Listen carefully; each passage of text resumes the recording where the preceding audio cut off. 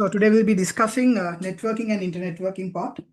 Very foundational one because you have already run computer networks. So most of the things that we are going to discuss today, you'll be very familiar with it. Up to this topic, most of the things will be very basic. Okay, as I told you in the previous weeks as well, like up to this part, most of the things will be very basic. After that, everything that you're going to learn is going to be new. Okay, like distributed objects, remote invocations, distributed shared memory, file systems, name services. These things are going to be pretty much new. And so when will the lectures physically start? Lectures will fortunately the lectures will start in the next month. බොහෝ දුරට අපිට legs වන් ඉදන් physically පටන් ගන්න පුළුවන් වෙයි, which is good. හිතන්නේ ඔයගොල්ලන්නුත් online කරන්න කැමති නැතුව ඇතිනේ.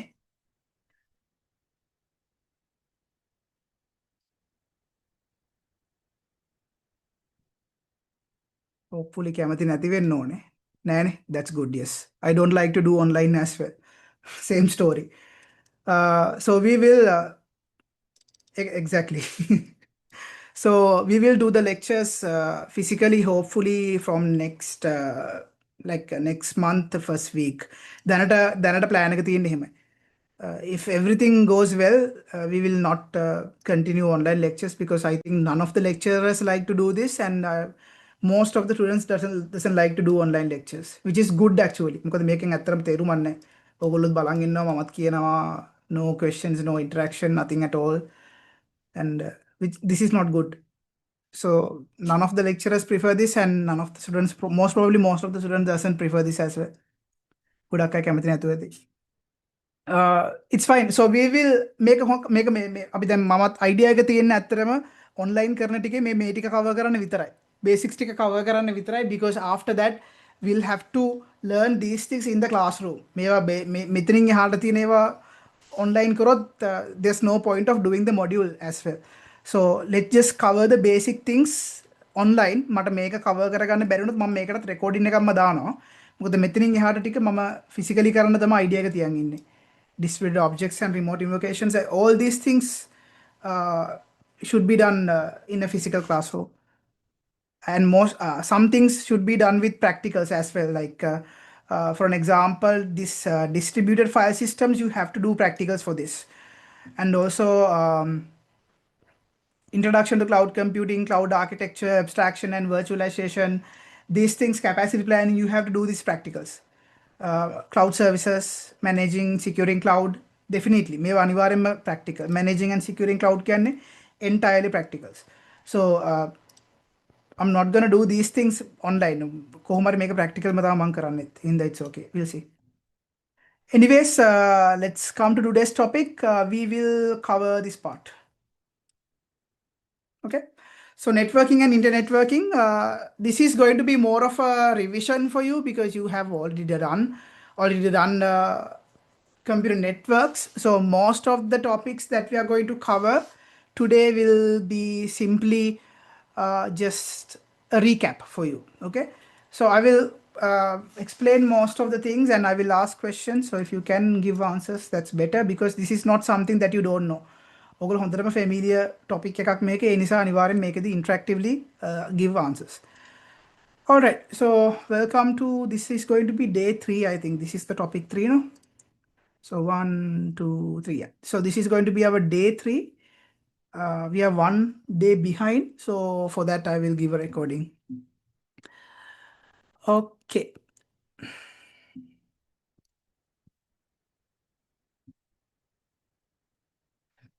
So this is going to be the chapter 3 because I am using the reference book. So in the chapter 3, what we are doing is we are going to cover networking and internetworking. Okay. So basically why it is very important, or why we are actually again covering like a networking topic or an internetworking topic in the distributed systems and cloud computing module. The main reason is when it comes to distributed systems and cloud, the backbone is the network, right? It is very obvious. So because of that, even though this is a foundational chapter, what you need to understand is without networks, there are no distributed systems. So having having like a proper idea of how things works is very important. Especially, I'm planning to do some give you some case studies, especially when it comes to Ethernet, Wi-Fi, and Bluetooth, because Wi-Fi and Bluetooth is very important when you are creating distributed systems, very like ad hoc networks or wireless sensor networks. All these things falls under distributed systems where networking act as the backbone. So that's why it is important, right? So this is the reference book. In the reference book, these are the things that we are going to cover, and these are the learning objectives for today. So after this lecture, you should be able to first explain the key performance parameters like latency, bandwidth, jitter, and how they affect distributed systems, like how these things actually affect distributed systems. And second, you should be able to distinguish between different types of networks like LANs, MANs, WANs, and wireless networks. Very basic things. And then describe the OSI protocol stack and explain the encapsulation and de-encapsulation, which you have learned in your second year already. And then compare TCP and UDP, when to use each one. Again, you have covered it. And then explain IP addressing, routing, the role of DNS in translating names and addresses. And then the fifth is going to be understanding, like explaining IP addressing. And the sixth is going to be the firewalls and VPN. And last, we'll discuss about the operation of Ethernet, Wi-Fi, and Bluetooth. So these are the topics that we are going to cover mainly today. So the first question is why this topic is very important to at least cover within 2 hours, some amount of walkthrough is required, because one, when it comes to key characteristics that affect distributed systems are these things. Distributed system එකකට affect කරන key characteristics තමයි මේ තියෙන්නේ. One is performance, right? And then reliability, scalability, mobility, security, and quality of service. And all these 6 aspects straight away or directly align with computer networks performance. So for an example, if your network has high latency, users will experience lag, right? So that is going to affect the distributed system as well. If you are actually making a distributed system, having a lag makes it very hard to work with, right? And then the reliability. So network lose packets. So that's a fact. And your distributed system must tolerate this through transmission, timeouts, or application level recovery. So you have to implement these things when you are losing the reliability. And same goes for scalability as well. So as you know, internet is billions of devices, and it should support your distributed system, or whatever the distributed systems that we are going to design in the further chapters should support these scalability aspects as well. Especially when you are developing something in the cloud, scalability is a big factor that we consider. And then the mobility, like devices move between subnets. You know, the mobile devices, they move in the different subnets. So how we can address those challenges, like moving from one node to another, moving from one cell to another, how we can address those challenges. Then the security, like the firewalls, how to configure firewalls when it comes to distributed systems, like what type of architectures we have to use in firewalls. Those things we have to consider. And the last is quality of service, QoS, like how can we guarantee our service, like respect to the bandwidth, latency, and the jitter, right? So when it comes to distributed systems, remember, a network is the weakest link, basically weakest point that makes distributed systems weak is the networks. So because it is actually fully dependent on the network, so it is very important for us to have some sort of an idea what a network is, right? So this key terminology will be used throughout the module. So you should be able to, you should have a good amount of familiarity with these words. The first one is host.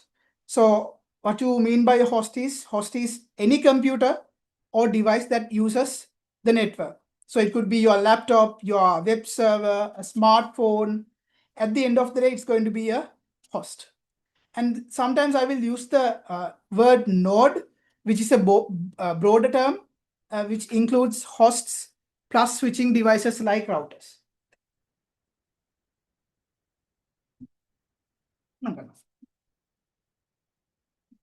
On.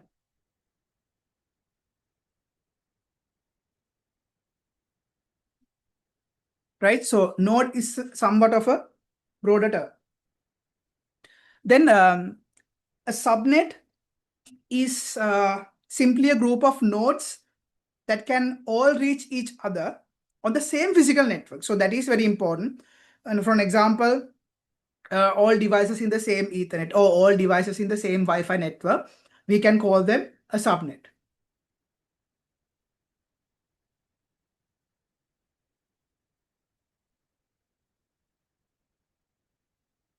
Then communication subsystem is the entire collection of hardware and software that provides communication. Okay. That means a communication subsystem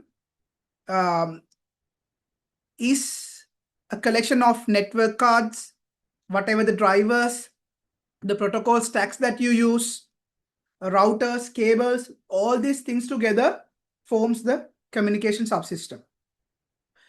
Then router, you know what a router is. Basically, it forwards packets between different networks and it has multiple IP addresses, one for each network that it is connecting to. Okay. And the gateway is simply a router that connects different types of networks. For an example, a LAN to a WAN.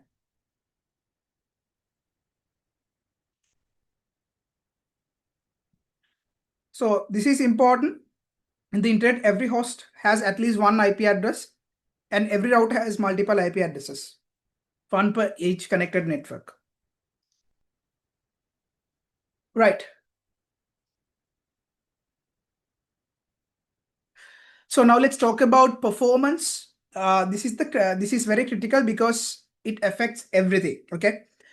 So fundamental formula is basically message transmission time equals latency plus length divided by data transfer rate. So you have to divide the length and divided the data transfer rate. From that, you can find the time that it takes to transfer it. And for that, on top of it, you have to add the latency. So I'm going to ask a question. What are the types of latencies we have?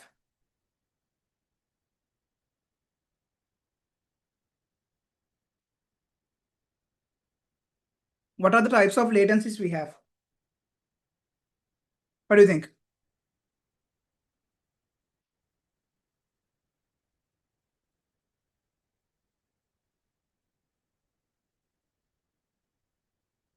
You should remember. You learn this.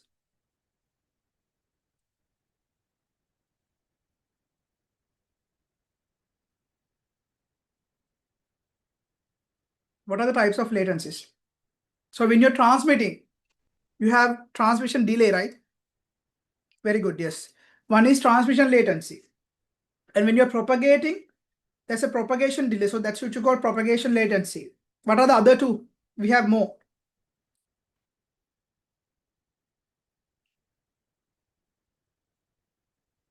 Inside the router, what you make? Inside the router, you have a queue, right? So because of the processing and queuing, you have latency. So you have to add all these latency plus you have to divide length by the data transfer rate. This is very simple, like the basic equation to get the transmission time, which affects the performance.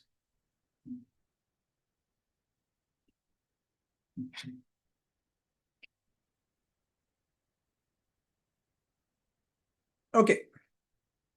So when it comes to bandwidth in the data transfer rate, simply what we are defining is how many bits per second you can send once transmission starts. That means in a given second, how many bits you can send. Maybe it's 1000 bits, 100 bits. That's what you call the bandwidth. And the jitter, the word jitter is the variation in delivery time. for video frame, for an example, like for video streaming, if frames arrive unevenly, the video have something called stutter. So that is the idea of jitter, like variation in delivery time. Like what is the, if you have like a constant jitter, that is good, right? So variation in delivery time between consecutive messages, critical for audio and video. And if the audio and video have like a big gap in the synchronization, we call it, we have more jitter, right? So a 200 byte request on 10 megabits per second Ethernet with 5 millisecond latency take 5.16, the latency dominates. So that is the idea, right? Okay, so these are the types of networks for your comparison. I mean, you guys are very familiar with these terms. Just look at it. You can get an idea what is the bandwidth, latency, and the typical use of it. So just quickly go through this. I'll give you like a 30 seconds. Look at this table and get an idea for what are the application for each of the type and the examples.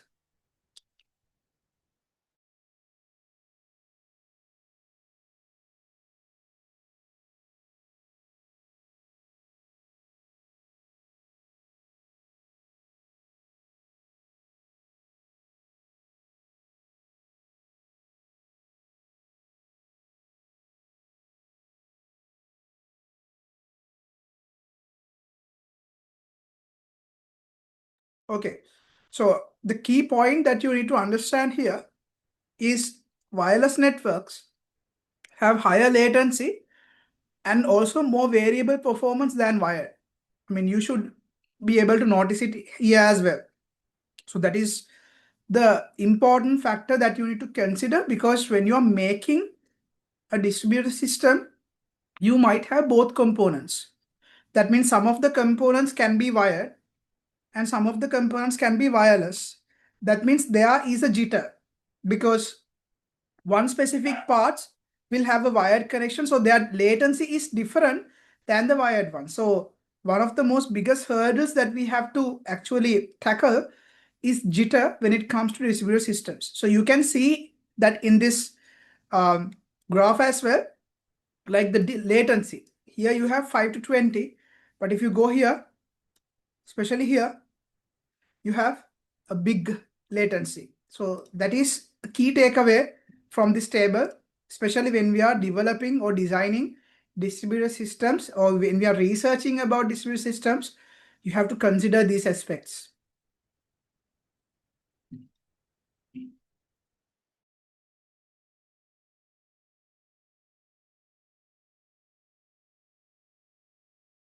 Right. The next topic is internetworks and the internet. So internetworks or internet is a collection of networks, right? And the internet and the internetwork, is there a difference between the two? That's the question. What do you think? Internet කියන එකයි internetworks කියන එකයි දෙකක්ද?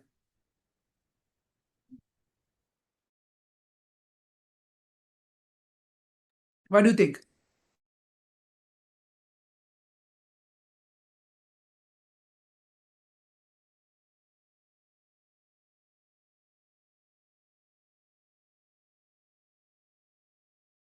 Is it two concepts or is it the same thing?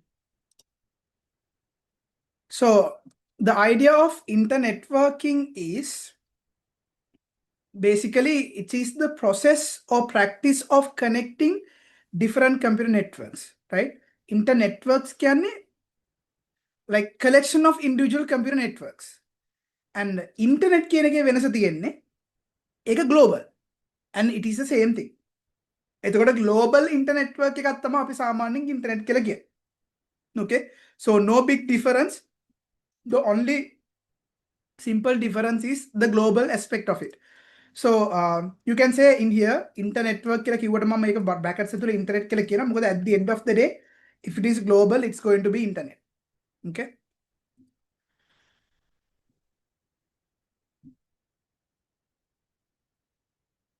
Right.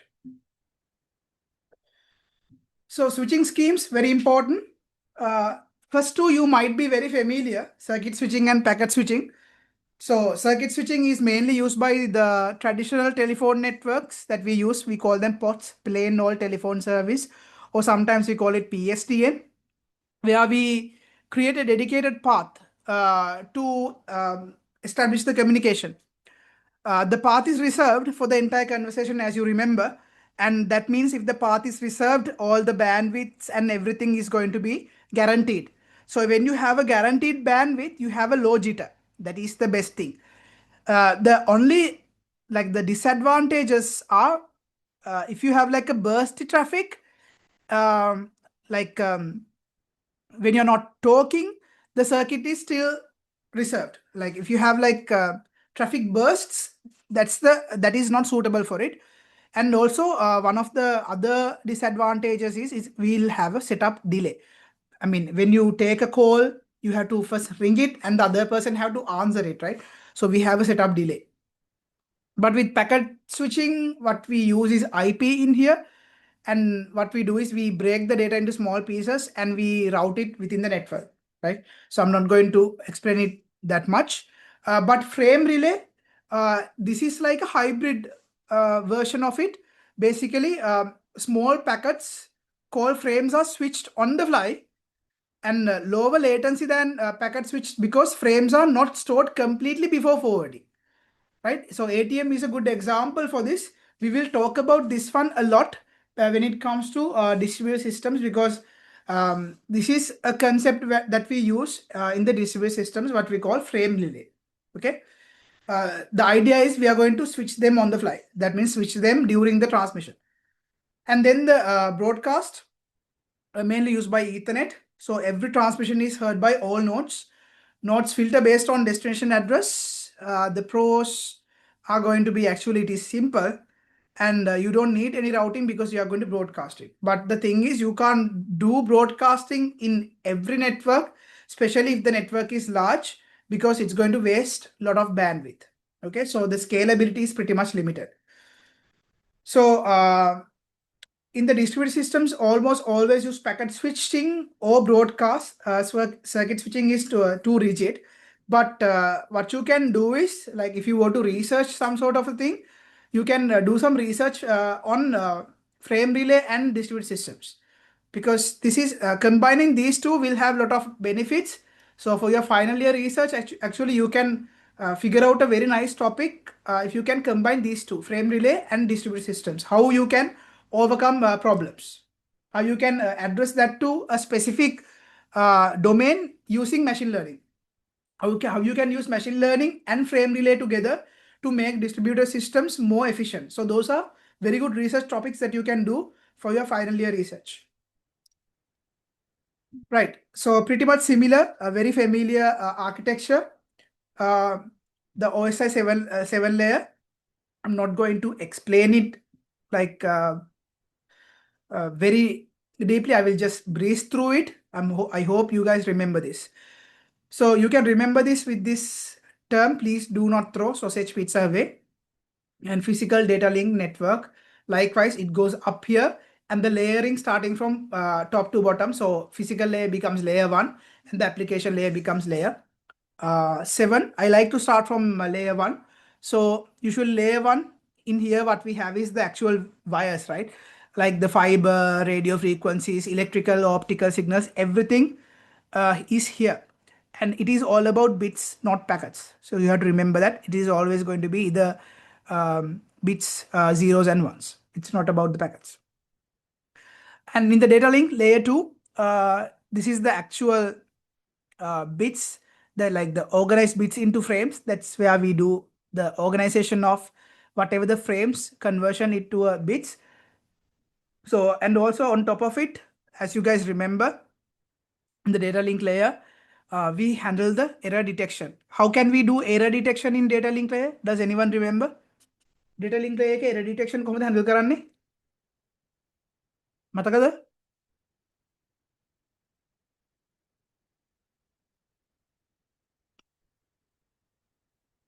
Data link layer के error detection handle කරන විදිය?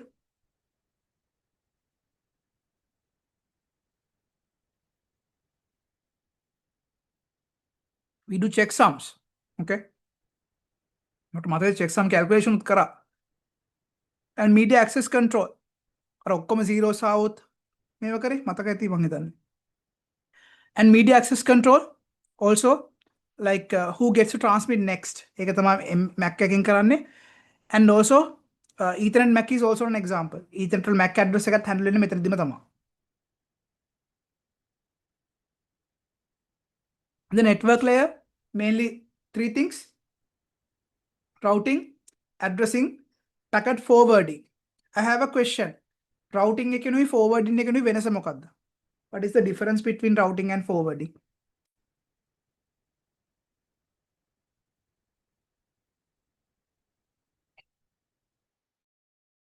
What is the difference between routing and forwarding?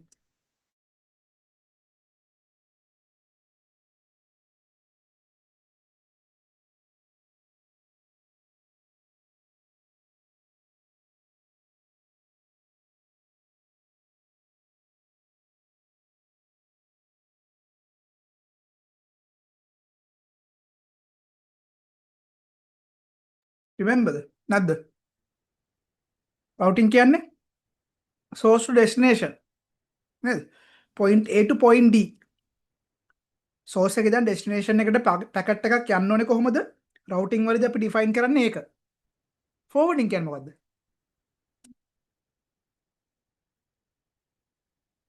So what is the meaning of forwarding then?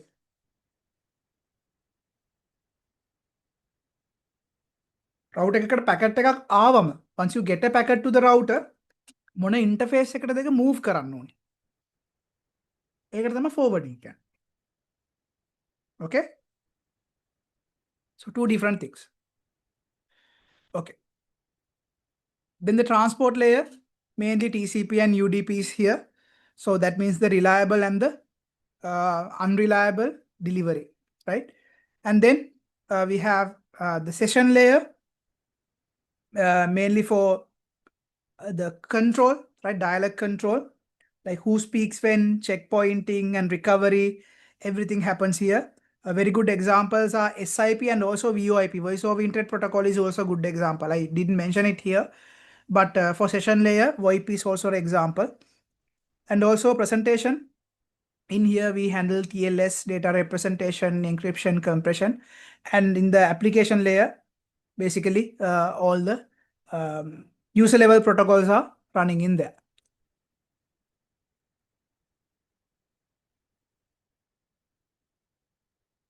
Okay. So this is the encapsulation process. I think you all remember this. So data is passed down to the transport layer. The transport layer adds its own header for TCP and includes source and destination ports, sequence number. Likewise, it's going to go down the ladder. I have one question. There's going to be one layer that is going to add a header and a trailer. What is that layer? Header එකයි trailer එකයි දෙකක් දාන එක layer එකක් තියෙනවා. මොකක්ද ඒ layer එකේ number එක? මොන layer එකේදීද header එකයි trailer එකයි දෙකම දාන්නේ?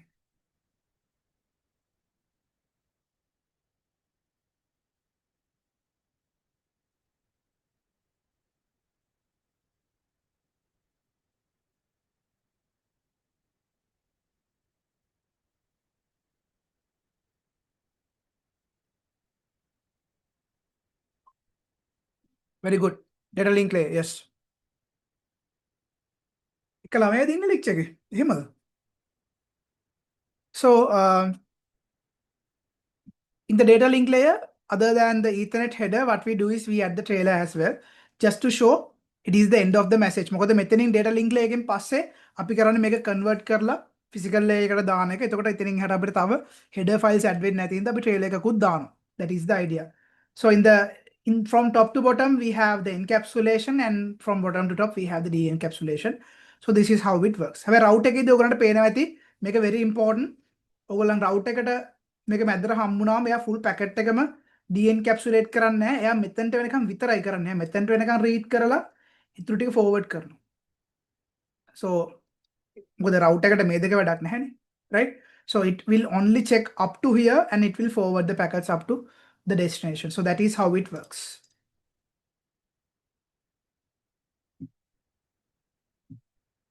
Right.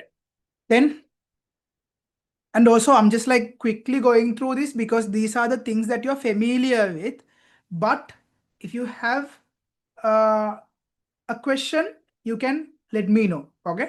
Like මේ මොකක් හරි මේ topic එකක මොකක් හරි මතකව නැති ෂුවර්ම නැති දැනක් තියෙනවා නම් මට කියන්න. එතකොට මම ඒක පොඩ්ඩක් extra explain කරන්න. නැත්තම් මම උඩින් නිකන් මේ ටික cover කරන් යනවා විතරයි. Because I just want to finish this topic. That's it. ඔයාලා මොකක් හරි issue එකක් තියෙනවා නම් කියන්න. Okay? Right. So ports and addressing, you know, there are some registered ports and there's some dynamic and private ports. So when it comes to a port, it is a 16-bit number, okay? And it is basically identifies a specific process on a host computer, okay? And ports 0 to 1023, these are known as well-known ports. That means they are already assigned for some sort of a common service. For an example, if you take HTTP, it is running on 80. HTTPS is running on 443. SSH usually by default use 22, right? SMTP 25, likewise. And ports from 1024 to 49,151, okay? Those are registered port. That means application can register with IANA to use these ports. For an example, ඔගොල්ලෝ MySQL ගත්තොත් MySQL port එක දෙන්නේ 33.6 3306 and Microsoft SQL එක ගත්තොත් ඒක 1433. ඒතර ඒක ඒගොල්ලෝ IANAත් එක්ක register කරගෙන තියෙන්නේ. Right? එතකොට 1024 ඉඳලා 49,151 වෙනකම් තියෙන ports. Those ports applications can register with IANA. So if you make some sort of a මොකක් හරි හිතන්නකෝ හරි Claude හරි මොකක් හරි එකක් හිතන්න. ඒක සර්විස් එකක් විතර රන් වෙනවා නම් ඒකට port එකක් තියෙන්න ඕනේ. ඒ default port එක IANA එකේ register වෙන්න ඕනේ. එතකොට තමයි ඒගොල්ලන්ට ඒක use කරන්න පුළුවන් commercially. ඊට පස්සේ ports 49,152 to 65,535, these are dynamic or private ports. So මේවා dynamic කිසිම එකකට assign වෙලා නැහැ. The OS will assign these ports to temporary client connections. So if one of the services doesn't have a assigned port, මොකක් හරි service එකකට assign කරපු port එකක් නැත්නම්, then you will get assigned a port number from this. Okay. So the system allows a single host to have thousands of simultaneous connections. That is the idea of having a port. So the question is, what is a socket then? මොකද්ද socket එකක් කියන්නේ?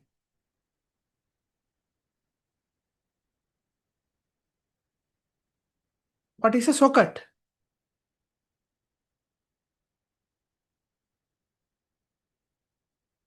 මම හොඳටම මතක තියෙන්න ඕනේ because we did an assignment on this as well.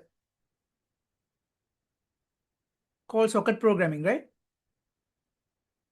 What is a socket?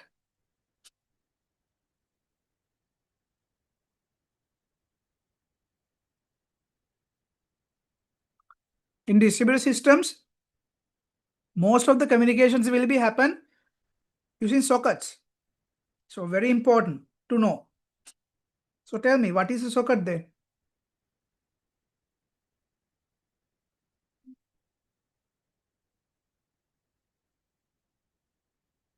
Yes, it is an endpoint. You are correct.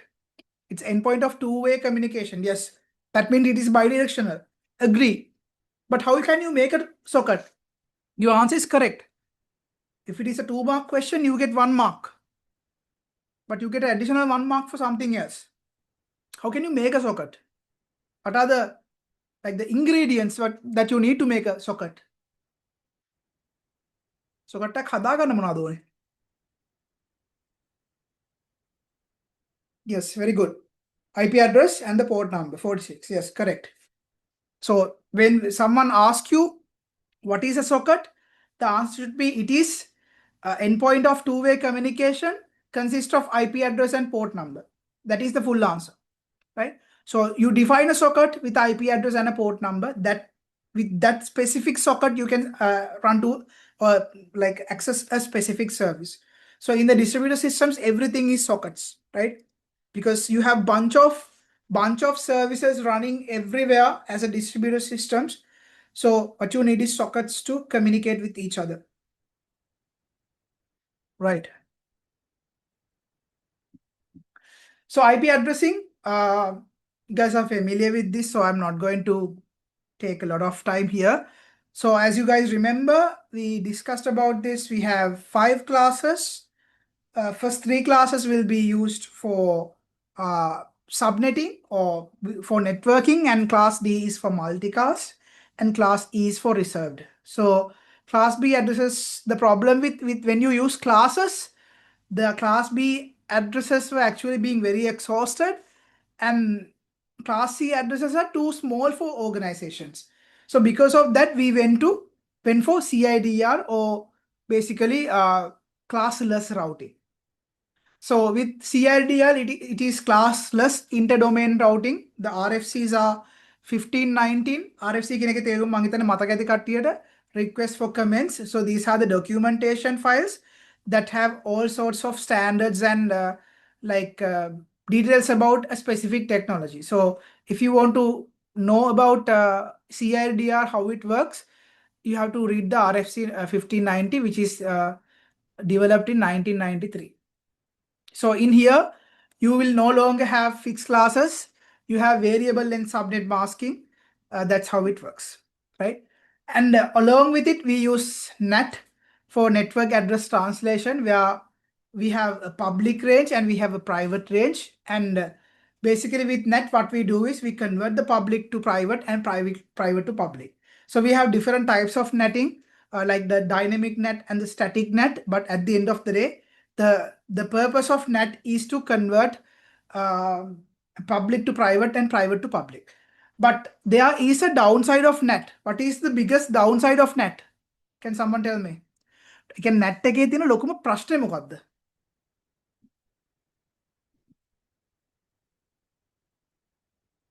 NAT කරද්දී තියෙන ලොකුම ප්‍රශ්නේ මොකද්ද?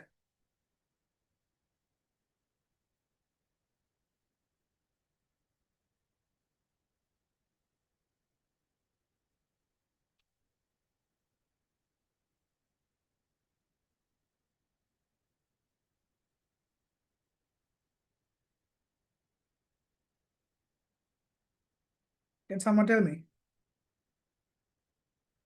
So because of the NAT, we got the chance to use public IPs and private IPs separately, right?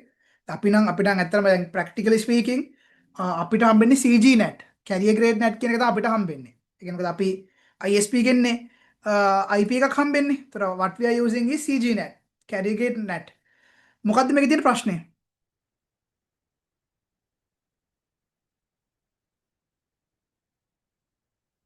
Does anyone remember the biggest downside of NAT?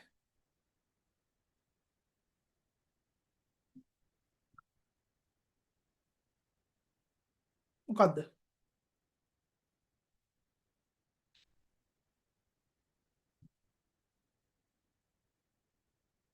What is the biggest downside of NAT?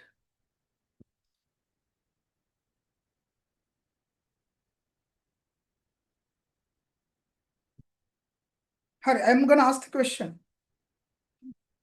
NAT වල අපිට end to end connectivity එක තියෙනවද නැද්ද? NAT කරද්දී end to end connectivity එක තියෙනවද නැද්ද? Yes or no? If you NATing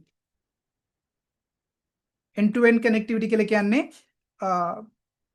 source ට directly connect වෙන්න පුළුවන්ද destination එකට when you are doing NATing? Yes or no? No, right? So when you can't access source to destination like that, what is the problem? එකක් තමයි delay එක, right? Because the NATing is done by the router. तो route එක කරන්නේ අපේ public private IP එක අරගෙන public එකකට convert කරලා socket tag වගේක් හදලා තමයි එළියට යවන්නේ. එතකොට අපිට සමහර services තියෙනවා අපි directly connect වෙන්න ඕනේ අනිත් service එකට. For an example, if you do like let's say for an example අපි හිතමු distributed system එකක් හදුවා කියලා home automation වලට. හරි? ඒතර home automation වල distributed system එකක් හැදුවොත් home assistant වගේ use කරලා මේක ලොකු ප්‍රශ්නයක් end to end connectivity එක නැහැ. මොකද අපි එළියේ තියෙනවා නම් මොකක් හරි sense එකක් අපිට ඒක connect වෙන්න ඕන නම් ඊට පස්සේ අපි මොකක් හරි different method එකක් use කරන්න ඕනේ. හැබැයි IP version 6 වල නම් end to end connectivity එක I'll explain you this home automation things as well. මොකද ඔක්කොම වැටෙන්නේ distributed systems කියන category එකට. Sensors වලින් එකතු වෙලා, because I'll show you one of those things. I mean, I have a running one here. So for an example, let me show you like quickly one 192. Think I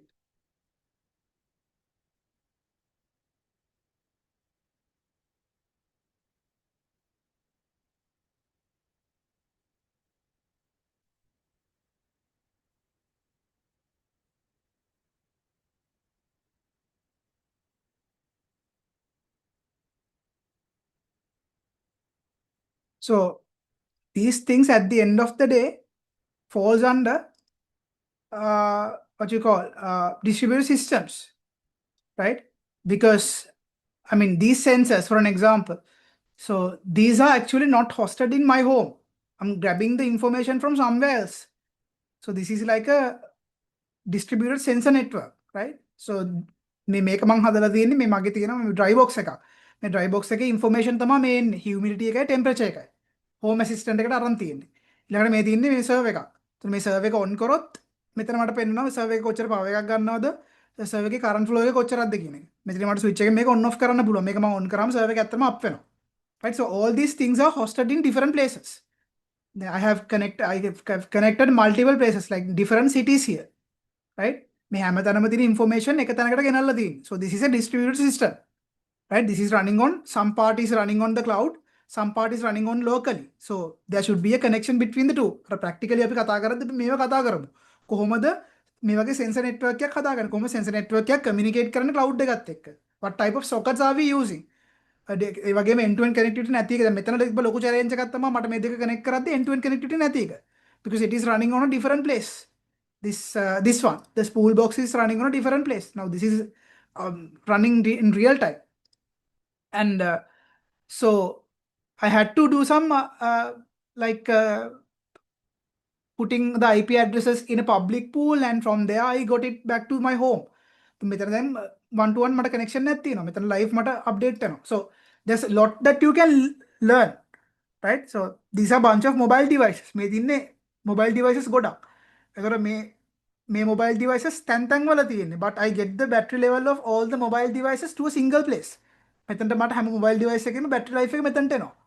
ඒතර මෙන්න මේ tab එකට කරලා තියෙන automation එකක් හදලා තියෙනවා. මේකේ battery life එක 120කට වඩා අඩු වුණොත් automatically charge එක on වෙලා මේක charge කරනවා. So there's automations as well. So to develop something like this, you need to have some amount of idea how the distributed systems works. Okay, so that's why it is important. මම නිකන් example එකක් පෙන්නන මීට වඩා ගොඩක් complex a proper distributed network, but this is how it works. This is how it works. So anyways, let me move back to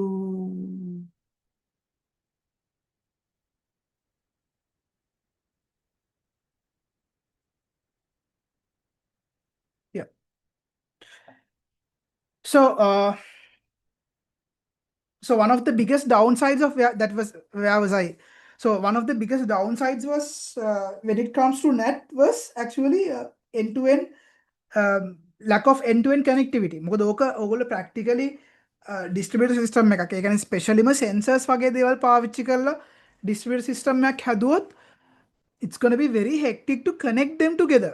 දැන් IP version 6 තිබ්බින්ද මම නම් ලේසියෙන්ම connect කරගත්තා. හැබැයි සමහර වෙලාවල් වලදී ඔයගලන්ට SLT එකට කෝල් කරලා කියන්න වෙනවා ඔයගලන්ගේ IP address public pool එකකට දාන්න කියලා. මම හිතනවා ඔයගලන්ට මම මේක කලිනුත් කියලා ඇති. So when you do that, you have some amount of privilege to do some port forwarding. But if you are running on top of CGNet, carrier grade net එකක run කරනවා නම් port forwarding කරන්නත් බෑ. සරලවම කිව්වොත් ඔයාට domain එකක් කරන් ගෙදර website එකක් host කරගන්න ඕන නම් ඒක හරි අමාරුයි කරගන්න. Right? That is very hard to do. You can do it. There are other ways to do it, but it is a bit hard. Right. Anyways, this is the next generation, the IP version 6 that provides lots of features. The best part is it is 128 bits. So basically, it is close to every grain of sand or not. අපේ මුහුද තියෙන වැලිකට ගන්නට සමානයි කියලා තමයි කියන්නේ. So that means we are very much of future proofed for the next coming few years. Not few years, maybe few decades. More than 340 undecillion amount of IP addresses are available in IP version 6. And also the best part is, even though we have more number of bits, it is simpler than the IP version 4.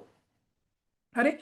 Yeah, and also you have end-to-end connectivity, but the problem is adoption is still going, and NAT and CIDR delayed the execution crisis. මොකද NAT CIDR ගෙනාවට පස්සේ IP version 4 මදි කියන ප්‍රශ්නේ ගොඩක් solve වුන්නේ නැහැ, but it slowed down. ඒ හින්දා adoption එකත් දැන් ටිකක් slow වෙලා තියෙන්නේ.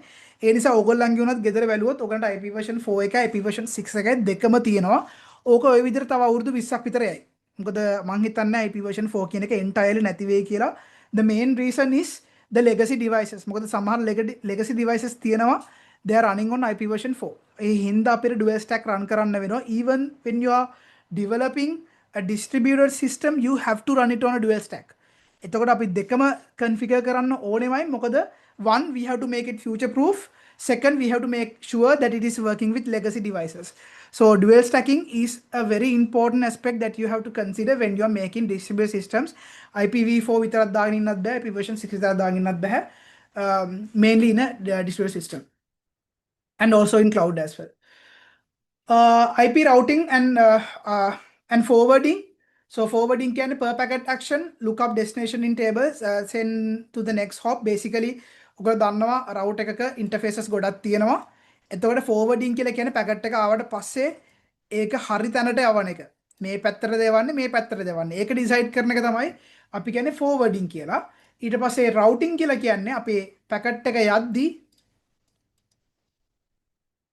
source to destination යද්දී point A to point B යන පාර තමයි අපි කියන්නේ routing කියලා. So routing is basically building and maintaining the forwarding table, and also basically the forwarding process is basically moving a packet from one hop to the other.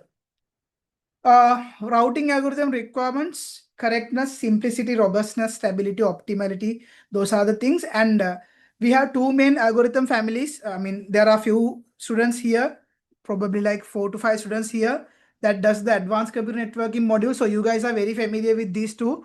Others, I will explain this to you. So we have mainly two categories when it comes to routing.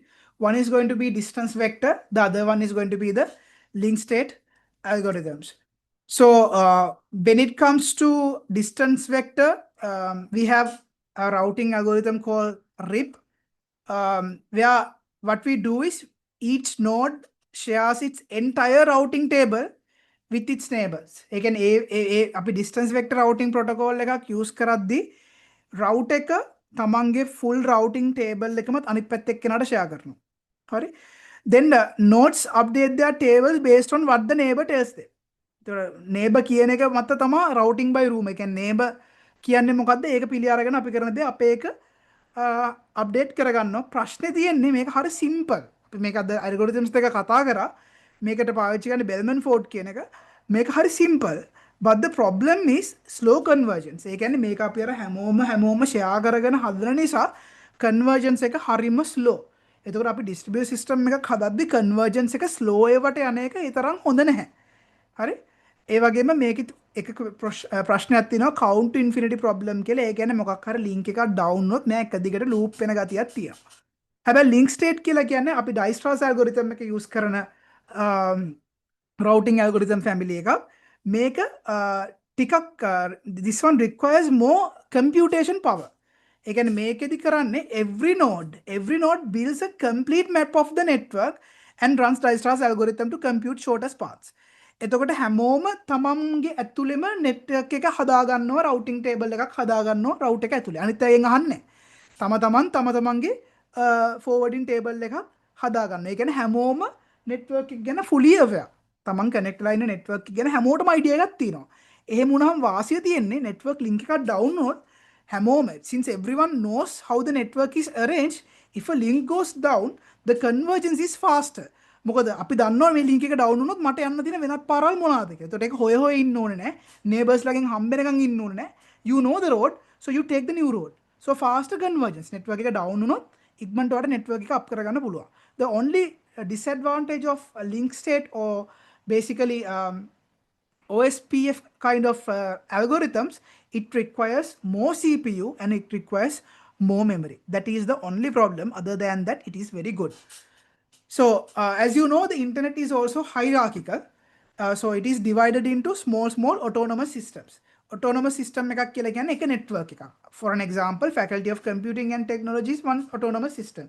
University of Colombo is another autonomous system. So if you want to communicate between one autonomous system to another autonomous system, you have to use a different set of routing algorithms. Okay. That means you have two types of routing algorithms: interior gateway protocols, IGPs, and exterior gateway protocols, EGPs. Interior gateway protocols are used කරන්නේ within autonomous systems. Exterior gateway protocols use කරන්නේ autonomous systems දෙකක් එකට connect කරන. උදාහරණයක් විදිහට BGP, border gateway protocol කියලා කියන්නේ ඒ වගේ එකක්. Don't worry, I'm not going to ask you questions in the exam from these parts. Okay? Protocol ගැන මම questions අහන්නේ නැහැ exam එකේදී, don't worry. So this is an example for distance vector. I think those who did the algorithm today must have a good idea about this. So what we did was in the Bellman-Ford, what we do is we take the minimum hop count. Hop count එක අඩුම එක්කෙනාව අරගෙන තියෙන කට්ටියකින් එයාව තමයි pick කරන්න. So that is what we are mentioning here. So don't worry, I'm not going to check these things. But what you need to understand is there are different types of protocols, and depending on the requirement and depending on the power of your system, you have to decide which one you are going to use. That is the most important thing that you have to understand here. Right, so let's move to TCP. So characteristics, you know, there is a three-way handshake here. What we have is the reliability. So every segment is acknowledged. If an acknowledgement is in received within the timeout, the segment is retransmitted. අපි ඒකනේ කරන්නේ TCP වලදී හැම එකකටම acknowledgement එකක් expect කරනවා within a timeout. Timeout එක ඇතුළත acknowledgement එක ආවේ නැතොත් අපි කරන්නේ අපි ඒක retransmit කරනවා. ඒ වගේම අපිට in order delivery තියෙනවා. මොකද අපි ගාව sequence numbers තියෙනවා. අපි numbering කරලා තමයි packets යවන්නේ. ඒ packets අපිට out of order આવොත් අනිත් පැත්තේදී අපිට එකට එකතු කරගන්න පුළුවන්. And also flow control is also available here. I think you guys remember sliding window protocol as well. Sliding window.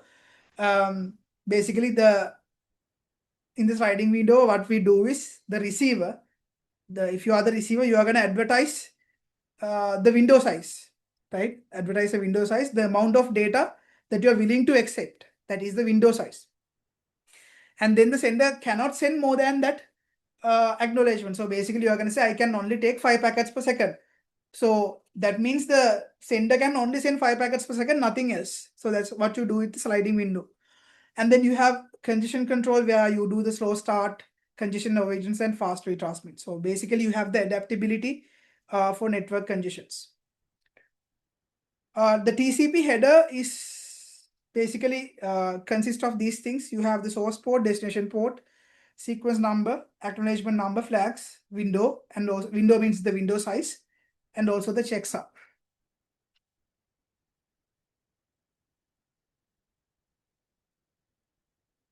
So when it comes to TCP, you have congestion control, right? I think we discussed about these things as well, but I will explain it one more time. So remember, this flow control is always receiver driven. Okay, that means the receiver is the one who tells the sender how much buffer space is available in the window field. Okay, so that means receiver have to send the information. Sender cannot send more than this without receiving another acknowledgement. That means if you say this is the window size, throughout the communication, window size is going to be constant unless the receiver says, okay, my window size should be the smaller, or you can expand it. It will give acknowledgement regarding it. So the idea of giving a window size is to stop the sender from overwhelming a slow receiver. The receiver එක slow නම් sender එක දිගට ඇව්වම overwhelm වෙනවා. ඒ නිසා fast sender කෙනෙක් slow receiver කෙනෙක්ව overwhelm කරන එක නවත්තන්න තමයි අපි මේ window size එකක් define කරන්නේ. But when it comes to the congestion control, it is network driven. That means TCP is going to assume that packet loss means congestion. When loss occurs, TCP reduces its sending rate. මේක හරි වැදගත්. හරි ඒ කියන්නේ packet loss එකක් තිබ්බ ගමන් TCP is going to think මෙහෙම packet loss එකක් ආවේ network එක congested හින්දා කියලා. එතකොට එයා මොකද්ද කරන්නේ? bit rate එක අඩු කරනවා. ඒක automatically වෙනවා. TCP වැඩ කරන්නේ එහෙම. ඒ කියන්නේ slow start එක එහෙමනේ. slow start කියලා කියන්නේ so basically when a connection starts, first TCP sends one packet, right? Then it sends two packets. Then it sends four packets. They double the number of packets in each route until it hits the threshold or loses a packet. ඒ තමයි TCP එකේ කරන්නේ. ඒ කියන්නේ මුලින්ම packet එකක් යවනවා. ඊට පස්සේ දෙකක් යවනවා. ඊට පස්සේ හතරක් යවනවා. අටක් යනවා. ඔය slow start එකක් තමයි මුලින්ම දෙන්නේ. අන්තිමට මේක hit වෙනවා threshold එක. threshold එක hit වෙනකම්ම double කර කර යවනවා. right? So මේ exponential growth එක, this exponential growth quickly reaches the available bandwidth. Bandwidth එක reach වුණාට පස්සේ ඒක constant මේ විදිහට යනවා. right? So after the threshold is reached, TCP increases the window by 1 packet per round trip. Right? So that means we are going to remove the exponential increase and we are going to go for the additive increase. So when you lose something, then it cuts the window in half and multiplicative decrease එකක් කරනවා. ඒ කියන්නේ මෙතන මෙහෙම එක වැඩි කරන් ගිහිල්ලා එක පාටම එක හිට වුණ ගමන් මේ කෙලිම පල්ලයට බහිනවා. බෑලා ආයි ටික ආයි වැඩි කරනවා. ඕක තමයි අපි කියන්නේ congestion avoidance එක කියලා. ඉතින් කොහොම ගිහලා congestion avoidance එකක් කරනවා. ඊට පස්සේ ආයි fast recovery. So after fast retransmit, TCP continues transmission while repairing the lost. I make a මොකද්ද කරන්නේ? අපි transmit කරනවා loss එක repair කරගන්නවා. Right? So this is the graph that explains that behavior here. Maybe slow start එක, we hit the limit, again drops, again we condition avoidance, we do the fast recovery and retransmit here, again we came back up to here. දැන් මේක දිගටම home වෙනවා. ඒක දිගටම වෙනවා. So TCP is fair, it backs off when congestion is detected, allowing all flows to be share bandwidth. Congestion එක දැක්ක ගමන් එයා මොකද්ද කරන්නේ? එයාගේ ස්පීඩ් එක අඩු කරලා back off වෙලා ආයෙ ටික තමයි වැඩි කරන්නේ. So this is a very good way to transmit packets. That's why TCP is very reliable. But in the other hand, UDP, no handshake, unreliable, no ordering guarantees, no flow control, nothing. And the minimal header overhead is 8 bytes, but TCP have 20, right? So even though it feels it is good, it is not good for all scenarios. It is very good for real-time applications, as you remember. VoIP වලට, video streaming වලට, online games වලට, everyone හොඳයි. මොකද if missing packets is not a problem, you can use UDP. I'm going to ask a question since you guys are doing distributed systems. අපි හදමු මොකක් හරි machine learning model එකක්. හරි. ඒ machine learning model එක train කරන්න ඕනේ. ඔක train කරන්න අපි use කරනවා කියලා හිතමු distributed system එකක්. Maybe to save the machine learning model, we are going to like divide the data set into small pieces and we are going to save it in a distributed file system. මම කියන එක හොඳට අහගන්න. හරි. ML model එක train කරන්න ඕනේ අපිට එකපාර data ගොඩක් ඇදලා ගන්න ඕනේ හින්දා machine learning model එක මම කරන්නේ එකම model එකේ instances හතරක් දාගන්න. හරි. ඒතර එකම model එක instances cloud instances හතරක run වෙනවා. ඊට පස්සේ data set එකත් කෑලි හතරකට විතර කඩලා ඒක distributed file system එකක save කරනවා. ඊට පස්සේ ඒ කෑලි හතර, ඒ කියන්නේ distributed file system හතර අපේ හදපු machine learning models හතරට connect කරනවා. connect කරලා ඒකෙන් data අරගෙන model එක train කරපු data ටික එක file storage එකකට move කරනවා. අහන question එක තමයි අපි machine learning කියන්නේ model එක කඩනවා කෑලි හතරකට, අපේ data set එකත් කඩනවා කෑලි හතරකට. ඒ කෑලි හතර කඩපු එක data set එකක් එක model එකකට යද්දි පාවිච්චි කරන්න ඕනේ TCP ද UDP ද? මම ඕන diagram එකකුත් පෙන්නන්නම්. මෙන්න මේ වගේ concept එකකට ගියොත් we have a huge data set. ඒතර data set එක කඩනවා අපි හිතමු ලක්ෂ දෙකක් විතර data තියෙනවා. හරිද? ඒ හින්දා මම මොකද්ද කරන්නේ? මේ ලක්ෂ දෙක කඩනවා 50000. හතරක් තියෙනවා. තව දෙකක් තියෙනවා මෙතන. අපේ model එකත් instances හතරක් run වෙනවා. එකම model එක හතරක් run වෙනවා. හරි? මේව feed වෙනවා මෙතනට. ඊට පස්සේ මේකෙන් එන outcome එක අපි එකකට අරන් merge කරලා තනි model එකක් run වෙනවා. හරි මං අහන ක්වෙස්චන් එක දැන් මේ තින්නේ ඔයගලන්ට ඇත්තම රිසර්ච් එකක් කරන්න පුළුවන් අයිඩියා එකක්. හරි මේ වගේ දෙයක් කරලා බලන්න පුළුවන් මේවයි performance කොහොමද වෙන්නේ කියලා. My question is ඒ වගේ මේව merge කරන්න කොහොමද? Those are the things that you can do. Distributed machine learning models. Those are the topics that you can actually you have very good research topic ideas. හරි මේවෙන් ගන්න පුළුවන්. දැන් කියන්න මේ වගේ communication එකකට මොන වගේ protocol එකක්ද ගොඩක්ම suitable? කියන්න බලන්න. ඔයගලන්ට හිතන විදිහට.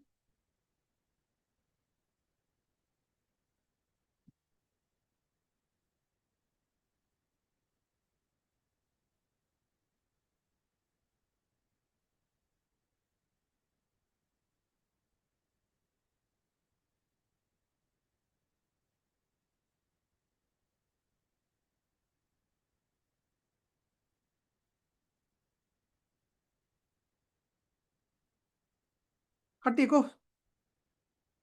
you guys are getting the question right. So what you're going to do is you have a big data set.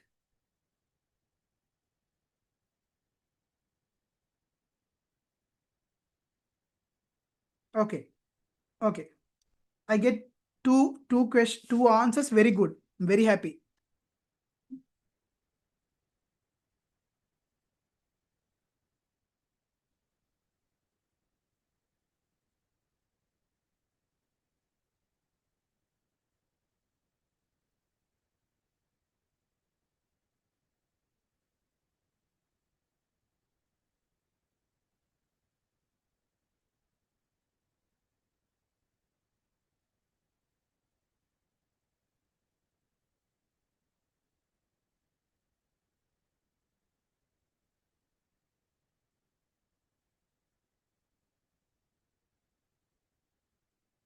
Okay. So since I'm very happy I got the two types of answers. දෙන්නෙක් උත්තර දුන්න දෙන්නම දුන්න දෙකක්. Very happy. So both of your answers are correct. හරි? It depends on the requirement. So when it comes to this model trainings, right? මෙන්න මේක තමයි ඔයගොල්ලන් මේ ගොඩක් වැදගත් කියන්නේ. When it comes to these type of model trainings, right? If you want to go for high accuracy training, ඒ කියන්නේ වාගේ target එක ලොකු accuracy එකකට යන්න නම් ඔයාලට TCP use කරන්න වෙනවා. මොකද එකක් හේතුව තමයි one of the reasons is you have the guaranteed delivery. That means your data is not going to lose. If you have 50,000 instances, all 50,000 will come to the machine learning model in the other end. So you have high accuracy training, and also the speed is slower. So you have a higher overhead, but the good thing is you have in-order delivery. So if the data set is well balanced and nicely cleaned and everything, you have in-order delivery. Right? So a good example is ඔයගොල්ලෝ පොඩ්ඩක් search කරලා බලන්න GPRC කියන එක TensorFlow වල අපි use කරනවා. මේ deep learning frameworks TensorFlow එහෙම නැත්නම් ওই PyTorch වල වගේ වල අපි සාමාන්‍ය GPRC කියන එක use කරන්නේ. GPRC යන්නේ TCP උඩ. GPRC over TCP. You can do a small Google search and you can get the idea. Right? So mainly like when you are mainly like targeting towards high accuracy training, yes, you can go for TCP, right? Because the main reasons are it will provide you reliable, ordered, and also error check delivery of packets, right? So in the distributed training, like losing gradient updates or parameters or whatever those things will at the end of the day lead to poor model convergence. මොකද අන්තිමට මේ model එක converge වෙන්න ඕනේ එක තැනකට. So model convergence එක මේ එක එක කට්ටිය එක එක results දෙන්න ගත්තොත් because of the losing of data. මොකද හිතන්න data set එකක අපේ balance data set එකක් නේ. data lose වෙනවා කියලා කියන්නේ මොකද්ද? balance ගතිය නැති වෙනවද? balance ගතිය තියනවද? ඕගලන්ට basic idea එකක් තියෙනවනේ මේව ගැන. data loss වුණොත් data set එකේ තියෙන balance ගතිය නැති වෙනවද? නැත්නම් balance ගතිය හැම තියනවද? simple answer නේ. මොකද හිතන්නේ? data set එක මෙහෙම UDP වලින් යවලා packet loss වුණොත් data set එක balance ද නැද්ද? මේ 50000 balance ද නැද්ද? packet loss වුණොත් unbalance very good. එතන unbalance වුණොත් මොකද වෙන්නේ? අපේ මේ එක එක කට්ටිය කියන accuracy levels උත් balance නැහැ. එක එක කට්ටියක එක එක වෙන්නේ. ඊට මේක අපි merge කරද්දි මෙතන consistency එකක් නැති වෙනවා. දැන් මේක ඔයගලන්ට ඇත්තටම research එකක් කරන්න මරු. මොකක් හරි ස්පෙසිෆික් ඩොමේන් එකක් අල්ලගත්තා නම් මේක කරලා බලන්න. එක්කෝ දැන් උදාහරණයක් විදියට there was a student that did a research on distributed systems last year. One of my students, he did it for cloud-based video rendering using distributed systems, which was a very nice research and published in a, I think, University of Morocco conference or something like that. It was very good research because what he did was very simple concept. No one have done it.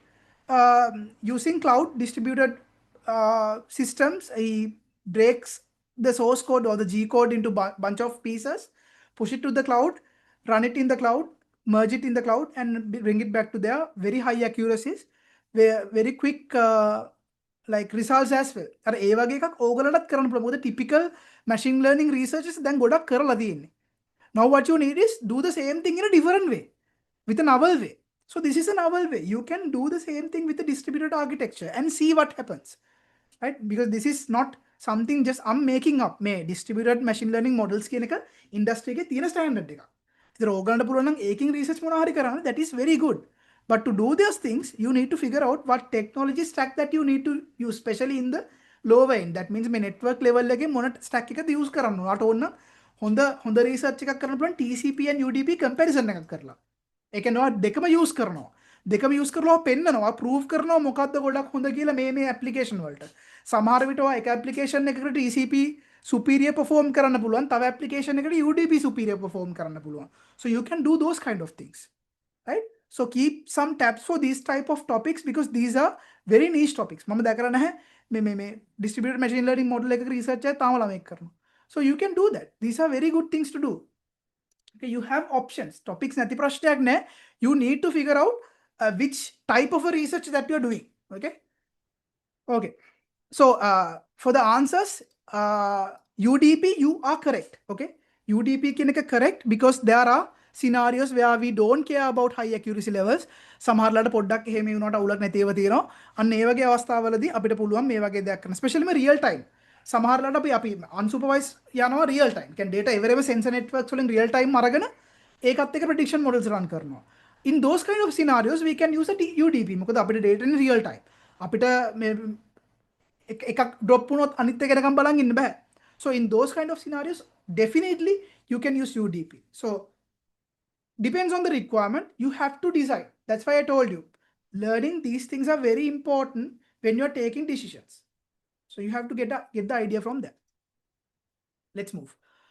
So this is the question. Nice. So this is the comparison between the two. I mean, I'm not going to talk here. You get the idea. TCP and UDP, nothing is better than the other. Basically, we have to pick a one depending on our requirement. Especially when you are developing systems, you have to decide what is the ultimate goal of the system. So depending on the ultimate goal, we have to decide what type of a protocol we are using when we are defining sockets. මොකද දැන් මම අර example එකේ කිව්වා වගේ අර ML model වලින් data push කරද්දී අපිට socket එක define කරන්න වෙනවනේ. ඒ define කරන socket එක අනුව අපිට decide කරන්න පුළුවන් අපි use කරන TCP ද UDP ද කියලා. මොකද ලොකු difference එකක් තියෙනවා performance වල. මාර ලොකු difference එකක් තියෙනවා performance වල අපි කරලා බලමු cloud මේ practical කරද්දී cloud එකට දාලා මේ පොඩි data set එකක් අරන් කඩලා Kali වලට කඩලා train කරලා බලමු ඕගොල්ලන්ට තේරෙයි there's a big difference, like a significant difference in the delay and the performance and also the accuracy levels. UDP දාලා train කරාම එන accuracy level එකයි TCP දාලා train කරාම එන accuracy level, there's a big difference. This big difference. මොකද depending on the speed. I think අර big difference එකක් එන්නේ අත්‍තරම අපි UDP network එකේ ඒ තරම් reliable නැත්තම් UDP එකෙන් කිසිම delay එකක් නැතුව packet ටික transfer වෙනවා නම් there's not going to be a big issue. So anyways, we'll do this practically later. Right, then we move to domain name systems. DNS. You know what a domain name system does? Basically, we map the human readable IP address to a name and the name to a IP address. Basically, forward lookup and the reverse lookup. Right? අපි ගිය පාර system admin එකේ හිටපු කට්ටිය දන්න වචන දෙකේ තේරුම forward lookup කියලා කියන්නේ නමක් IP එකක් බවට convert කරන, reverse කියන IP එකක් නමක් බවට convert කරනවා. So forward lookup and reverse lookup කියන task එක තමයි අපි කරන්නේ. So this is the basic hierarchy. but there are other like other levels as well. Root level එකට තව කෑලි වලට කඩනවා, top level එක කඩනවා, සමහරලාට ISP ගේ වෙනම DNS තියෙනවා. So there are different types of like hierarchies, but this is like the general one. This is the general one. And also very important, you have to remember these types of records. So these are the different types of records that we have when it comes to DNS. මේ වෙනන් ටිකක් විතර useful වෙනවා, especially system එකක් build කරද්දී. සමහර ලාවල් වලදී අපිට error එක හොයාගන්න පුළුවන් වෙනවා මේ records වල තේරුම දන්නවනම්, right? So A record එකක් කියලා කියන්නේ IP version 4 address එකට අපි කියන්නේ A record එකක් කියලා. 142 ඔන්න ඔහොම මොකක් හරි address එකක් තියෙනවා නම් අපි ඒක කියන්නේ A record එක කියලා. ඊළඟට කියන්නේ A records A අකුරු හතරක් තියෙනවා නම් අපි ඒකට කියන්නේ IP version 6 address එකේ record එක කියලා. ඊළඟට C name එක කියලා කියන්නේ canonical name එක. ඒ කියන්නේ alias එක. උදාහරණයක් විදියට කියන්නේ මොකද්ද මේක map වෙන්නේ. ඒ කියන්නේ for an example අපි කියනවා www.google.com might be a C name for google.com. ඒ කියන්නේ මේ google.com කියන එකම තමයි මේකත්.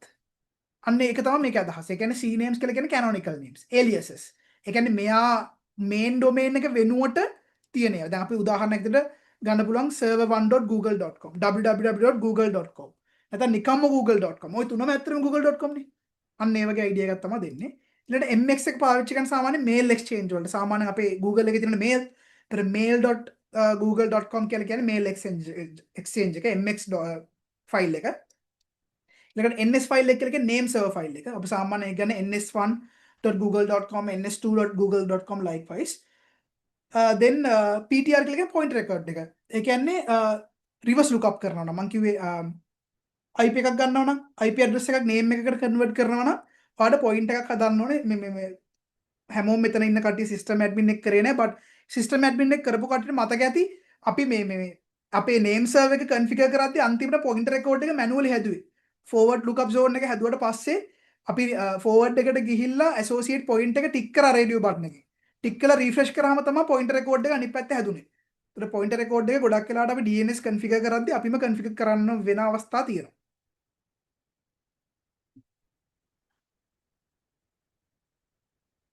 So this is the DNS resolution process. So basically when your browser wants to resolve some sort of a domain, let's say google.com, since we are very familiar with it, so it asks your local DNS resolver, usually provided by your ISP or your router. එතකොට ඔය තුනෙන් තමයි අහන්නේ. එකක් local DNS resolver ගෙන් අහනවා. ගොඩක් දුරට ඔය local DNS resolver එක වෙන්නේ එක්ක ඔයාගේ ISP දුන්න එක, එහෙම නැත්නම් ඔයාගේ router එක. හරි? Then the resolver can operate in two modes. Resolver එක සාමාන්‍යයෙන් modes දෙකකින් වැඩ කරනවා. එක්ක ඔයා recursive වැඩ කරනවා, එහෙම නැත්නම් iterative වැඩ කරනවා. Recursive වැඩ කරොත් the idea is it takes the full responsibility and it will query root servers, then the top level domain servers, then the authoritative servers, and finally return the answer to your browser. So recursive එකේ ගියොත් එයා full authority එක අරගෙන ඔයාලට කොහොම හරි එයාට අදාළ කරන IP එක ගෙනත් දෙනවා. But if the resolver is doing it in the iterative model, basically resolver returns the best answer it has, and the client may need to query further to the servers. ඒ කියන්නේ recursive එකේදී අපේ resolver එකම ගිහිල්ලා අපිට අවශ්‍ය කරන IP address එක අරන් එනවා. iterative එකේදී එයා එහෙම කරන්නේ එයා කියන මම නම් දන්නේ ඔයාලා කොහෙටද යන්න ඕනේ කියලා, but this is the information I know. It's going to say, okay, I don't know what google.com is, but I know what some sort of a name server එකක් දීලා ඒක තියෙන තැන නම් මම දන්නවා. Then we have to go to the name server and figure out where it is. That's the idea. So recursive process එකේ වෙන්නේ එතකොට client මුලින්ම resolver එකෙන් අහනවා www.google.com දන්නවද කියලා. Then local resolver asks the root server do you know address of this .com server? Then the root server will reply with the .com server address. Then local server එක ඊට පස්සේ .com server එකෙන් අහනවා ඔයා දන්නවද google.com කියලා එකක් කියලා. Then that .com server will give the IP address of the google.com. Then it will bring it back to the resolver. ඒ කියන්නේ දැන් මෙහෙම එකක් තිබ්බොත් google.com කියලා මුලින්ම .com server එකකින් තමයි අහන්නේ ඔයා දන්නවද මෙහෙම එකක් කියලා. එතකොට .com server එක කියනවා right ඔයා මේකට යන්න. මේකෙන් අහන්න. එතකොට www.google.com එක අහන්න. It's a very simple process, doesn't take a long time, takes only like 1 to 2 milliseconds, happens in very quick times. Caching වලදී නම් අපි කරන්නේ ඉතින් ඔය එන responses ටික එක්ක locally හරි browser එකේ හරි save කරගන්නවා, then we don't have to go back and forth to grab the frequently accessed files. And remember, DNS runs over UDP port 53 for small queries and fallbacks for TCP for large responses greater than 512. So ඕගලන්ට මෙන්න මෙහෙම එකක් කරන්නත් පුළුවන්. ඕගලන්ගේ research එක කරද්දී මම කිව්වා වගේ research එකක් කරන්න decide කරොත් ඒ කියන්නේ ඔය ML එක distributed systems දාලා එකක් decide කරොත් ඕගලන්ට මෙන්න මේ වගේ feature එකක් add කරොත් නියමයි. ඒ කියන්නේ ඕගොල්ලෝ ඒක decide කරනවා depending on the TCP window අර TCP window එකේ size window එකේ ඔයගොල්ලන්ට බලා ගන්න පුළුවන් නේ. මෙන්න මෙතනින් ඔයගොල්ලන්ට බලා ගන්න පුළුවන් packet loss එකක් ආවද කියලා. මෙන්න මෙහෙම. Same thing happens for the UDP as well. UDP වල packet loss එකක් ආවොත් විතරක් TCP වලට ස්විච් වෙන්න හදන්න පුළුවන් ඔයගලන්ට. එතන ඒ ටෙක්නික් එක මෙතන යූස් කරනවා. මේ ඉතින් DNS run කරනවා UDP වල for small queries අර size එක ලොකු වුණොත් ඒගොල්ලෝ මොකද්ද කරන්නේ? මේ TCP වලට ස්විච් වෙනවා. ඔය ටෙක්නික් එකම ඔයගලට යූස් කරන්න පුළුවන්. ඔයගොල්ලෝ රිසර්ච් එකක් කරනවා distributed systems වලින්. machine learning වලට. same technique. මුලින්ම ඕන්නම් TCP නැත්නම් UDP වලින් run කරලා packet loss එකක් එනවා කියලා දැනුණම ඔයගොල්ලෝ TCP වලට switch වෙනවා. අන්න ඒ වගේ ටෙක්නික් එකක් ගන්න පුළුවන්. It's very nice. You can do that, and but the problem is you have to have a synchronization.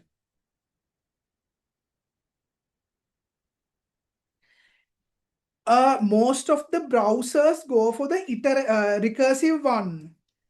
Iterative එකට සාමාන්‍යයෙන් browsers නම් යන්නේ නැහැ මං හිතන්නේ. I'm not sure. Let me check. I don't think browsers go for iterative. මං check එකක් දාලා කියන්න.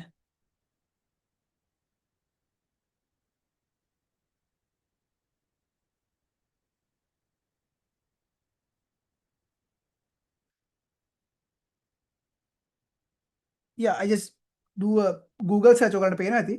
මට මතක විදිහට මෙති browsers do not typically perform iterative resolution, walking the DNS tree from root to TLS directly.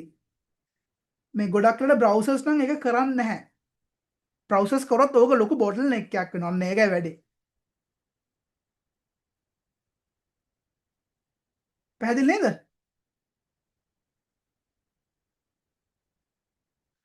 මොකද browser එක full ඒක තමයි. මොකද මේ browser එක fully ඒ කියන්නේ browser එකට ඒ තරම් මේ privilege එකක් නැහැනේ. අච්චර ලොකු ඒ කියන්නේ browser එක run වෙන්නේ application level එකේනේ. එතකොට එයාට ලොකු privilege එකක් හම්බෙන්නේ නැහැ ඒ වගේ මේ iterative එකක් කරන්න.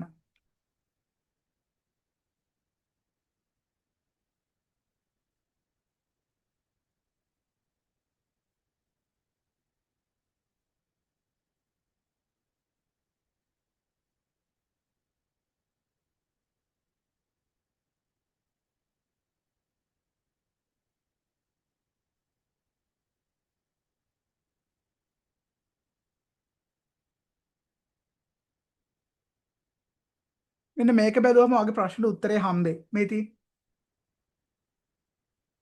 ඒ කියන්නේ මෙතනදී ඇත්තටම අපි ඔය iterative and recursive කියන එකේ දෙකේ combination එකක් කියන්නේ.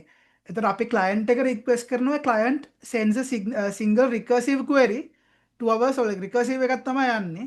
Give me the final answer, don't make me do more work ඔහොම කියලා යවනවා. එතකොට resolve කරන්නේ දැන් browser එකට දුන්නාට පස්සේ browser එකෙන් recursive එකක් දානවා. browser එකට හොයාගන්න බැරි නම් ඒක resolve එකට push කරනවා. resolve එක කරන්නේ iterative. ඒතර resolve එකට දුන්නම resolve එක සාමාන්‍ය run වෙන්නේ ISP ගාව. එයා තමයි යන්නේ root server එකට ගිහිල්ලා TLD server එකට ගිහිල්ලා authoritative server එකට ගිහිල්ලා final response එක අරගෙන ආයෙ එනවා client. client එක කියන්නේ browser එකට. browser එකට දුන්නාට පස්සේ එයා recursive විදිහට අපිට දෙනවා. તો recursive resolvers කියලා කියන්නේ workers. පැහැදිලි නේද? පුතා මං කියන එක. ඒ කියන්නේ what we have is like a combination of the two.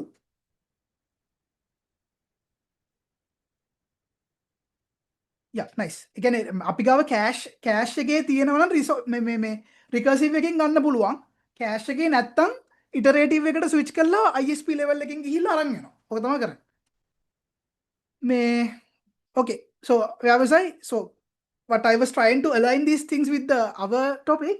මම හිටියේ මේ ඔයගලන්ට දැන් ඔය රිසර්ච් ටොපික් හොයන කාලෙක පොඩ්ඩක් මෙන්න මේ වගේ ඒරියාස් පොඩ්ඩක් කන්සිඩර් කරන්න. මොකද ඕගොල්ලෝ හැම වෙලේම කරන්නේ අර බේසික් මේ හරිම ට්‍රැඩිෂනල් රිසර්ච් එකක්නේ. එහෙම කරන්නේ නැතුව පුළුවන් තරම් මෙන්න මේ වගේ කම්බිනේෂන් එකකට යන්න try කරන්න පුළුවන් තරම්. ඒ කියන්නේ මේ distributed systems කියන එක හරිය කලාතුරකින් කරන රිසර්ච් ඒරියා එකක් but have lots of potential. If you even if you chat GPT and ask okay මේ මේකෙන් කරන්න පුළුවන් රිසර්ච් මොනවද කියලා you will get bunch. So try to do something like that. You will have to work a little bit more. That is obvious. පොඩ්ඩක් මහන්සි වෙන්න වෙනවා. But your research is going to be like very good quality research, which is very good. Right? That's the expectation, no? So try to do the same. Try to do something like that because you have like probably now like another 4 to 5 months to decide the research topics. So then පොඩ්ඩක් research topic hunt කරන්න පටන් ගන්න. These are the things that you can do actually. Very, very nice areas. And align for any sort of a pathway. ඔයගොල්ලෝ මොන pathway එක කරත් align වෙනවා. Networks, the AI, the data science, the cyber security, the doesn't matter. General pathway, it doesn't matter. You can align these things with anything. So keep this as a tab. Distributed systems tab එකක් විදිහට තියාගන්න. Right. So next up we'll move for firewalls. I mean, you know the purpose of a firewall, right? So few things. One is IP packet filtering. Basically, at the network layer, the firewall basically examines each packet source IP and the destination IP and also the port number. It can block or it can basically remove the thing. And also it acts as a TCP gateway in the transport layer. That means the firewall can inspect TCP connection setup, validate that like the packets follow the state of the connection, right? So because if the TCP, it is about the reliable delivery. So you can check the state of the connection and block malformed segments if there is like some sort of a denial of service attack or something. DOS attack එකක් වගේ තිබ්බොත් අපිට ඒක මේ පුළුවන් TCP gateway එකෙන් block කරන්න. Then application level gateway එක, that means the application layer mainly it is act as a proxy for different connections. Like if you want to terminate connections from the application level, you can use it as a proxy. So typically a firewall configuration is going to be like this. You have internet, you have your firewall, and you have your DMZ and your internal network. DMZ එක සාමාන්‍යයෙන් public service ටික තමයි දාන්නේ. සාමාන්‍යයෙන් MIS එක වගේ අපේ faculty එකේ දාන්න ඕන DMZ එකට. මොකද ඔයක ළමයිනුත් access කරනවා, staff එකත් access කරනවා. ඒතර ඒ වගේ වෙලාවල් වලදී DMZ එකට තමයි දාන්නේ. ඇතුළට දාන්නේ නැහැ. ඇතුළට දැම්මොත් වෙන්නේ ළමයිට access කරන්න වෙනවා internal network එක. MIS එක access කරන්න ඕන නම් internal network එකකට එළිය කට්ටියට access දෙන එක සාමාන්‍යයෙන් not recommended. So that's why we have a DMZ. So firewall is usually before DMZ. Sometimes like මෙතනටත් firewall එකක් දාන අවස්ථා තියෙනවා. කියන්නේ DMZ එක වට වෙනවා firewall දෙකකින්. මේක තමයි DMZ එක.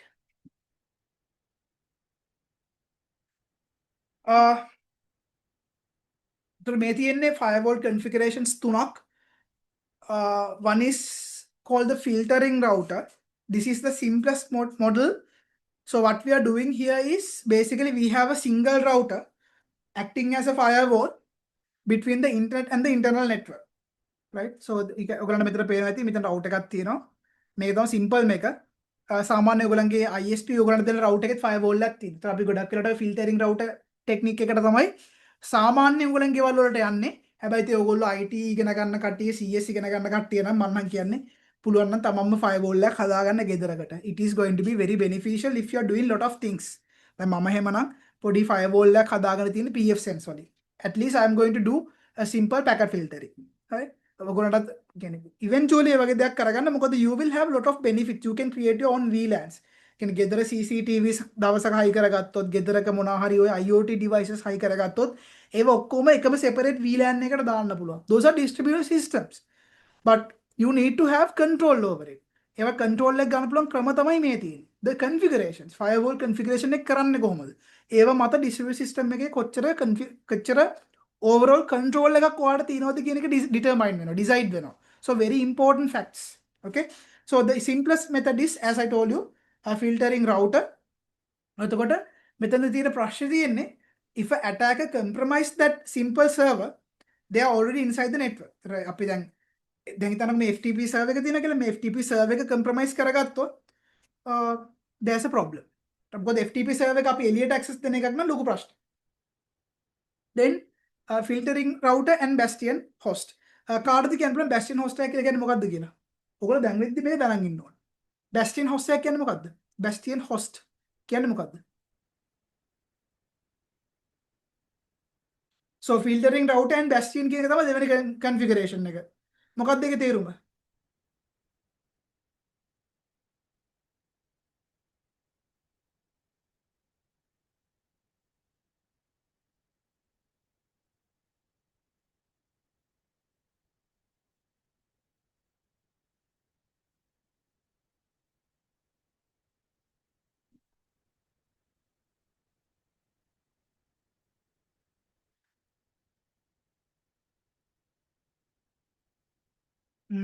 Yes, you can access multiple servers from, yes, that is somewhat correct. ඒක හරි.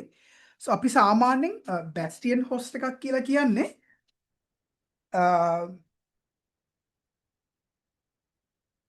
ඒ කියන්නේ ඒක ස්පෙෂලි සිකියුර් කරපු සර්වර් එකක්. ඒ කියන්නේ දැන් අපි ගාව DMC එකක් නැත්තම් අපි bastion host එකක් yes, all this correct answers are correct. ඒ කියන්නේ bastion host එකක් කියලා කියන්නේ සාමාන්‍යයෙන් අපි යාට ස්පෙસિෆිකලිම additional security layers තමයි අපි තියෙන layered approach කියලා තියෙනවානේ. ඒ කියන්නේ security in depth කියන එකට ගියම අපි layers වලට දෙනවානේ. අන්න ඒ වගේ bastion host එකක් කියලා කියන්නේ අපි extra security එකක් දෙන PC එකක්. හරි. ඒතර bastion host එකක් දාලා යන්න පුළුවන්. එතකොට in the second design we improve security in this second design. මෙන්න මේ second design එකේ we improve security by introducing something called the bastion host. ඕක සමහර කට්ටිය එක එක විදිහට pronounce කරලා bastion කියලාත් කියනවා මං හිතන්නේ. I'm gonna say bastion, okay? So a bastion host is basically a special secured server that is exposed to the internet. එතකොට මේ bastion host එක internet එකට expose වෙලා තියෙන්නේ.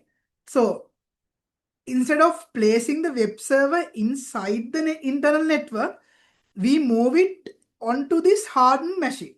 එතකොට මේ web server එක මේ FTP එක මේකේ තියන්න නැතුව we move it to this. මොකද bastion host එක හදලා දෙන්න ටිකක් පොඩ්ඩක් extra security එකක් දාලා තමයි තියෙන්නේ. That is the idea. So router will still filter the traffic, right? Now external users interact mainly with the bastion host. So external එන කට්ටිය mainlyම access කරන්නේ bastion host එක. So එකම advantage එක තියෙන්නේ එතකොට internal network එක expose වෙන්නේ නැහැ.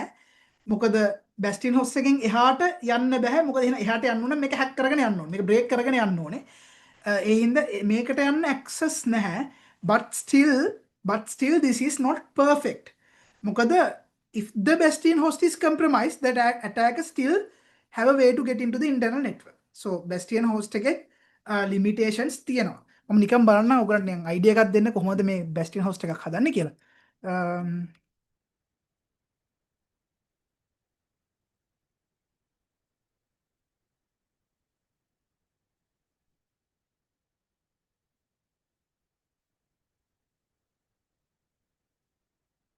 මෙදී එතකොට bastion host එකක් හදන්න ඕන නම් මේ තියෙන එකක් මේ අපි දැන් cloud computing කරද්දී මේව කරමු practically ම කරමු.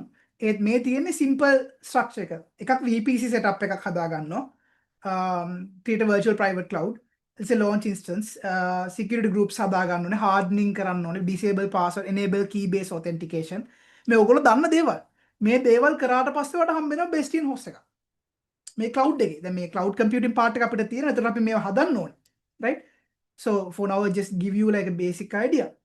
මේ bastion host එකක් කියලා කියන්නේ සාමාන්‍ය security principles එක ගොඩක් up to date compute එකක්.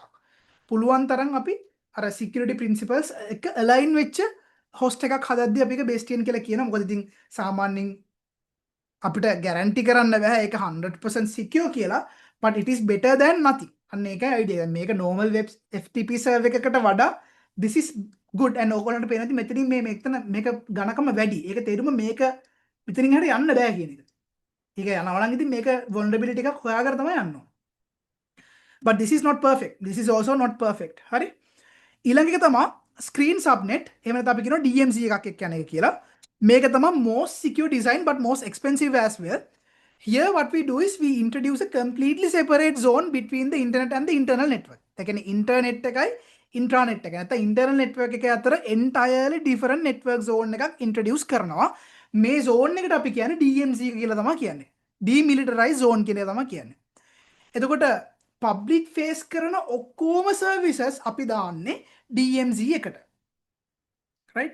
එතකොට මේකේ තියෙන ලොකුම වාසිය තමයි අපි හොඳට කියන්නේ very strongly isolate කරනවා public services ටිකයි private services ටිකයි. So even though if the attacker compromises our bastion host එහෙම නැත්නම් අපේ server එක compromise කරත් වැඩක් නැහැ. ඒ compromise කරපු එක තියෙන්නේ අපේ අර external network එකේ internal network එකයි මැද. ඒ කියන්නේ අර internal network එකට access නැහැ කියන එකනේ. එහෙනම් එයා ආ internal network එකට යන්න ඕන නම් මේකත් කඩාගෙන යන්න ඕනේ. එච්චර දෙයක් වෙනකම් බලන් ඉන්නවා නම් network එකේ වැඩක් නැහැනේ. එතකොට අපි මෙතන කරන්නේ දැන් attack එකක් දෙන්න පුළුවන් අපේ services public services ඇතුළේ network එක ඇතුළේ තිබ්බොත් විතරයි. හැබැයි අපේ public services එළිය network එක තියෙනවා නම් users ලා ඇවිල්ලා කොච්චර මේකට attack කරත් මේ system එක vulnerable වෙනවා මිසක් අපේ internal network එක vulnerable වෙන්නේ නැහැ. ඒතර මේකම තමයි අපි FCT එකේ කරන්නේ. FCT එකේ අපි ළමයිව ගන්නේ public network කියලානේ. අපිව ගන්නේ public කියලානේ. ඉතින් අපි firewall එකක් තියෙනවා. firewall එකේ මේ මැද තමයි SIS එක තියෙන්නේ. ඔයාලගේ SIS කියලා එකක් ඉස්සර තිබ්බනේ. හරි. එතකොට MIS එක අපි දාලා තිබ්බේ internal එකට. දැන් නම් MIS එකත් එළිය මම හිතන විදිහට. මේ SIS එක ළමයි access කරන එක. ඒතර අපි කරන්නේ අපි MIS එක update කරනවා. MIS එක update කරාම මේකෙන් JSON file එකක් යනවා මේකට. ගිහිල්ලා ඒක තමයි ඕගලන්ට බලන්න හම්බෙන්නේ. ඒතර ඕගොල්ලෝ ඕගලන්ගේ student ID එක ගහලා login වෙන හැම පාරම ඕගලන්ට අදාළ වෙන JSON file එක අපේ MIS එකෙන් push කරනවා firewall එක through. firewall එක allow කරන්නේ මේ JSON file එක විතරයි. එතන මොකුත් allow කරන්නේ. ඒතර ඕගලන්ට මේක ඇතුළට යන්න විදිහක් නැහැ. ඒකේ තියෙන ලොකුම වාසිය ළමයට කවදාවත් තමන්ගේ result එක මොනවා කරලවත් hack කරලවත් change කරන්න බෑ. මේ system එක compromise කරත් SIS එකේ ඔයාගේ data කිසිම දෙයක් නැහැ. SIS එකේ තියෙන්නේ අපි MIS එකෙන් ගන්න JSON file එක විතරයි. ඔයගොල්ලන්ට තේරෙන්නේ නැද්ද advantage එක? ඒතර මේ system එක compromise කරා කියලා මේ system එක directly data වලට connect වෙලා නැහැ. You don't have a direct connection to the data. Data is connected here in the MIS. මේකේ තමයි data තියෙන්නේ. එතකොට අපි කරන්නේ ඔයා login වුණාම අපි කරන දේ ඔයාට අදාළ කරන file එක මෙහෙන් generate කරලා JSON file එකකට දාලා එවනවා. ඒතර ඔයා මේක compromise කරත් වැඩක් නැහැ. මේක ඇතුලේ මොකුත් නැහැ. මේකේ තියෙන ඔයාගේ result ටික විතරයි. ඔයාට මේක change කරන්නවත් බෑ. read only file එකක් එන්නේ. You guys get what I'm saying here? කට්ටියට තේරෙනවද මං කිව්ව එක?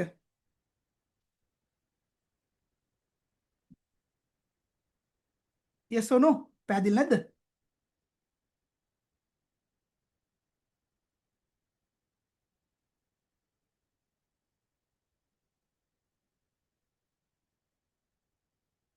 I don't like the silence. Okay. So that is the idea of screen subnet, okay?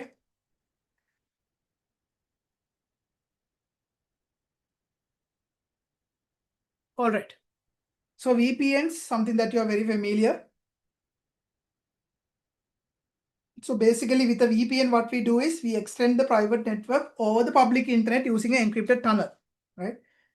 So the way it works is your client or your laptop or phone, first it authenticates to the VPN gateway. We have something called VPN gateway. It could be a separate box or it could be a software firewall. If you're using pfSense, you can use WireGuard or something and create your own VPN. It is possible.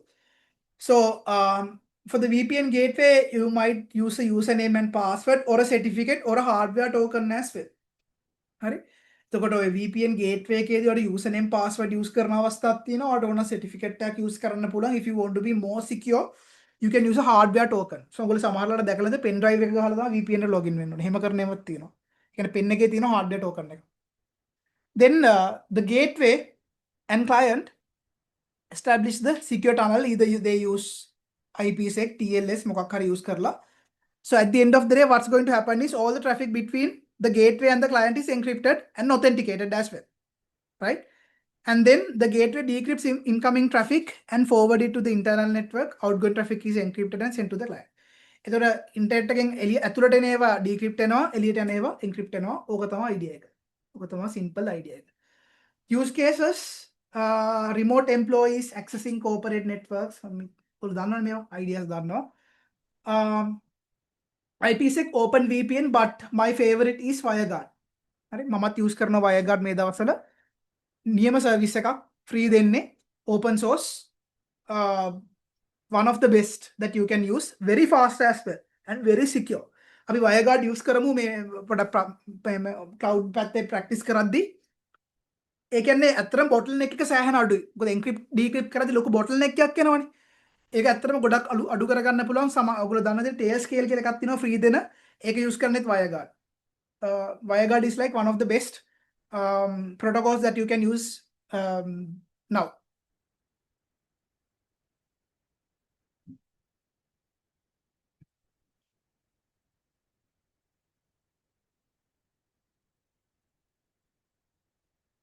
Okay, so there's going to be these case studies. මම මේක අතරම page numbers ටික දාන්න මට බැරි වුණා මේ reading book එකේ.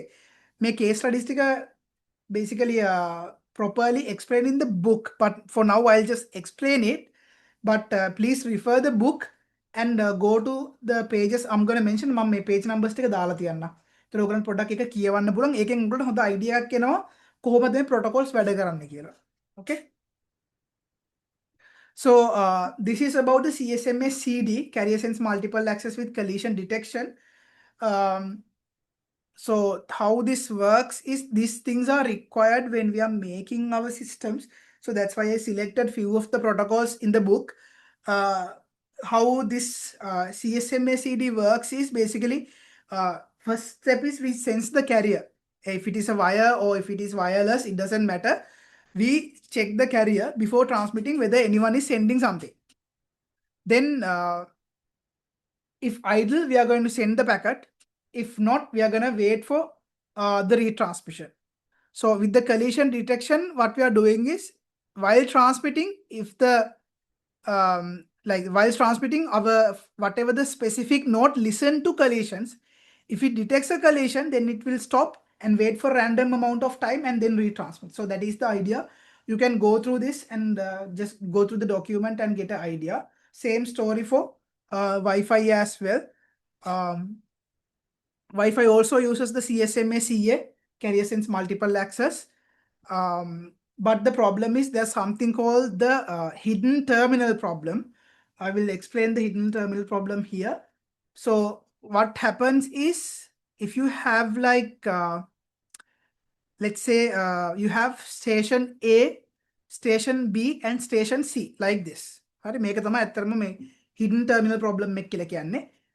You have station A, station B and station C. Okay, so A can reach B but not C. You can see A ට range එක නැහැ C ව reach වෙන්න, and also C can reach B but not A. You can see that clearly, right? So if A and C both want to send data to B, this base station, right? A senses the medium. A බලනවා මේ medium එකේ මොනවා හරි යනවාද කියලා. Right? A senses the medium and C, A can't hear C. කියන්නේ A බලනවා මේ network එක ඇතුලේ කවුරු හරි කතා කරනවද කියලා. කවුරුත් කතා කරන්නේ නැහැ මොකද C ගේ signal අහුවෙන්නේ නැහැනේ. ඒ හින්දා A හිතනවා right, no problem, no one's actually using the link, so I can talk. So A හිතනවා හරි medium එක idle. මෙයා transmit කරන්න පටන් ගන්නවා B ට. C also senses the medium. C can't hear A. මෙයාට A ඉන්න range C ගේ range එකේ නෙමෙයි. ඒ හින්දා මොකද වෙන්නේ? මෙයා හිතනවා right, මෙයාත් එක කවුරුත් කතා කරන්නේ නැහැ. මම මෙයාට transmit කරනවා කියලා හිතනවා. Right? So now the both transmitting at the same time. So both packets arrive at the base station at the same time. මෙතනදී මොකද්ද වෙන්නේ? collision එකක් වෙනවා. ඇයි දෙන්නගෙම data එනවා, collision එකක් එනවා, packet එක loss වෙනවා. මේකට තමයි අපි කියන්නේ hidden terminal problem කියලා. A ට C hidden, C ට A hidden. Right? So මේකට solution එකක් විදියට අපි ගාව තියෙනවා RTS CTS කියලා solution එකක්. So with RTS අපි කරන්නේ මුලින්ම A sense and RTS to BS. ඒ කියන්නේ මෙයාට base station එකට මෙයා මුලින්ම කරන්නේ RTS message එකක් යවනවා. ඒ කියන්නේ request for transmission. හරි? ඊළඟට BS මොකද්ද කරන්නේ? මේකට CTS එකක් යවනවා. මේ CTS එක මෙයා බ්‍රෝඩ්කාස්ට් කරන්නේ. බ්‍රෝඩ්කාස්ට් කරනවා කියලා කියන්නේ මෙයා RTS එකක් දැම්මම CTS එක බ්‍රෝඩ්කාස්ට් කරන හැමෝටම. මෙයාට කනෙක්ෂන් එක තියෙනවා. එතකොට මේ CTS එක Aටත් හම්බෙනවා. මේ CTS එක Cටත් හම්බෙනවා. That is the idea. So both can hear the CTS. දැන් C මේ CTS එක හම්බෙන හින්දා C දැනගන්නවා right මට CTS එකක් ආවේ කවුරු හරි එක්කෙනෙක් මේ නෙට්වර්ක් එක ඇතුලේ ට්‍රාන්ස්මිට් කරන්න හදන්නේ. ඒක තමයි මේ B කියන එක්කෙනා CTS එකක් බ්‍රෝඩ්කාස්ට් කරේ. ඒ හින්දා මෙයා ට්‍රාන්ස්මිට් කරන්න හදන්නේ නැහැ. So because of that ඒ මොකද්ද කරන්නේ කිසි ප්‍රශ්නයක් නැතුව ට්‍රාන්ස්මිට් කරනවා B කියන එක්කෙනා acknowledge කරනවා. So එතකොට ඔයගලන්ට පේනවා ඇති මෙහෙම කරද්දී මේ RTS CTS use කරාම ඇත්තටම මේ දෙන්නගේ coordination එකක් නැතුවම මේ දෙන්න directly connected නැතුවම coordination එකක් හැදිලා තියෙනවා. හැබැයි මෙතන තියෙන ප්‍රශ්නේ තමයි when you use something like this RTS CTS this is going to add overhead. ඒ කියන්නේ මේ අපි යවන හැම data frame එකටම 2 extra frames add කරන්න වෙනවා එක data frame එකක් ඇතුළට. මොකද ඒ හින්දා තමයි මේ RTS CTS කියන එක Wi-Fi වල optional feature එකක් විදියට කියන්නේ. Okay, so මේ RTS CTS ඔයාගේ Wi-Fi router එක වලට enable කරන්න පුළුවන්. Especially ඔයා mesh network එකක් හදනවා. දැන් මම mesh network එකක් තමයි ගහලා තියෙන්නේ. ඒ කියන්නේ උඩ Wi-Fi router එකකින් පහළ router එකට දෙනවා. පහළේ Wi-Fi mesh එකෙන් තව mesh එකකට දෙනවා. එතකොට ඒක කරද්දී නම් මම RTS enable කරලා තියෙන්නේ Wi-Fi router එකේ. නැත්තම් මට නම් හැබැයි ඇත්තටම practically එහෙම issue එකක් ඇවිල්ලා නැහැ. සමහර modern devices are better. But I know it adds an additional overhead. හරි, it adds an additional overhead. මම මේකට පොඩි වීඩියෝ එකකුත් දාලා තියන්න hidden terminal problem කියන එකට පොඩ්ඩක් ඒක බලන්න. මම චුට්ටක් ඉක්මනින් යනවා මොකද විනාඩි 10යි තියෙන්නේ. හරි, ඊළඟට Bluetooth. So ඔයගොල්ලෝ දන්නවා Bluetooth කියන එක හදලා තියෙන short range වලට low power low cost wireless communication. එතකොට ඔයගොල්ලෝ සාමාන්‍යයෙන් ad hoc network එකක් වගේ හදනවා නම් ad hoc distributed network එකක් disaster recovery වලට වගේ හදනවා නම් ඇත්තටම Bluetooth use කරන්න පුළුවන්. Very nice research once more. Disaster recovery වලට ad hoc networks using Bluetooth. එතකොට use කරන්න පුළුවන් technologies ගොඩක් තියෙනවා. And so when it comes to characteristics of Bluetooth, it is very short range. සාමාන්‍ය Bluetooth දැන් 6 උත් තියෙනවද කොහෙද?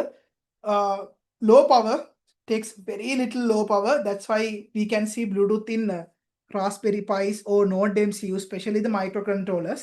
And also very low cost. සාමාන්‍යයෙන් module එකට $5ක්වත් වෙන්නේ ලංකාවේ රුපියල් 200 300 ගන්න පුළුවන්. And also operates in the same bandwidth, same as Wi-Fi එකම spectrum එකේ run වෙන්නේ.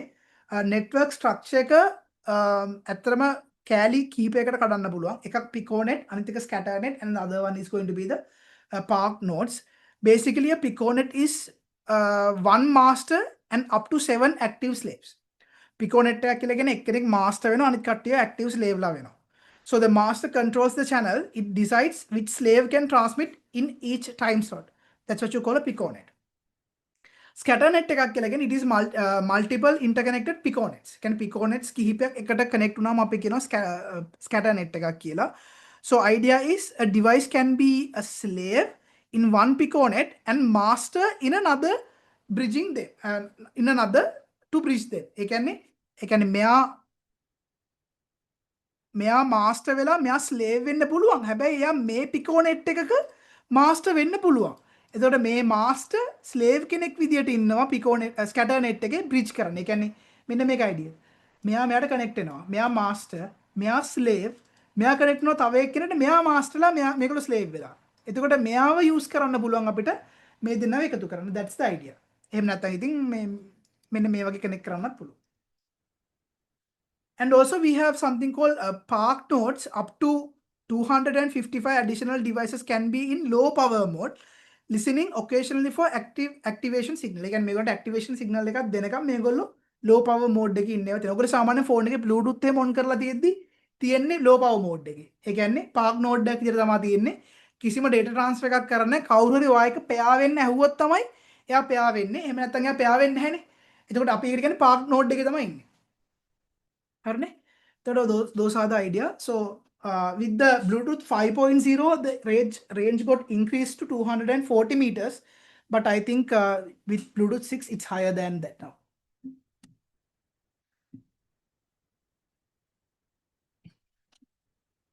So these are the Bluetooth association profiles that we can use in.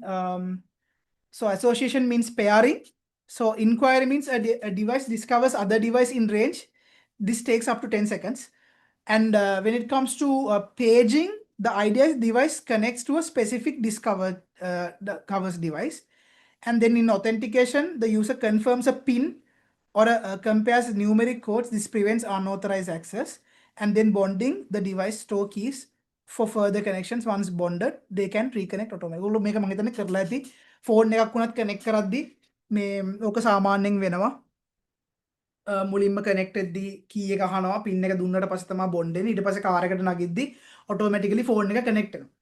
right? So application profiles එක එකව තියෙනවා standard for these are standards for interoperability. ඒ කියන්නේ ඕනම brand එකක් අනිත් කට්ටියත් එක්ක වැඩ කරන්න.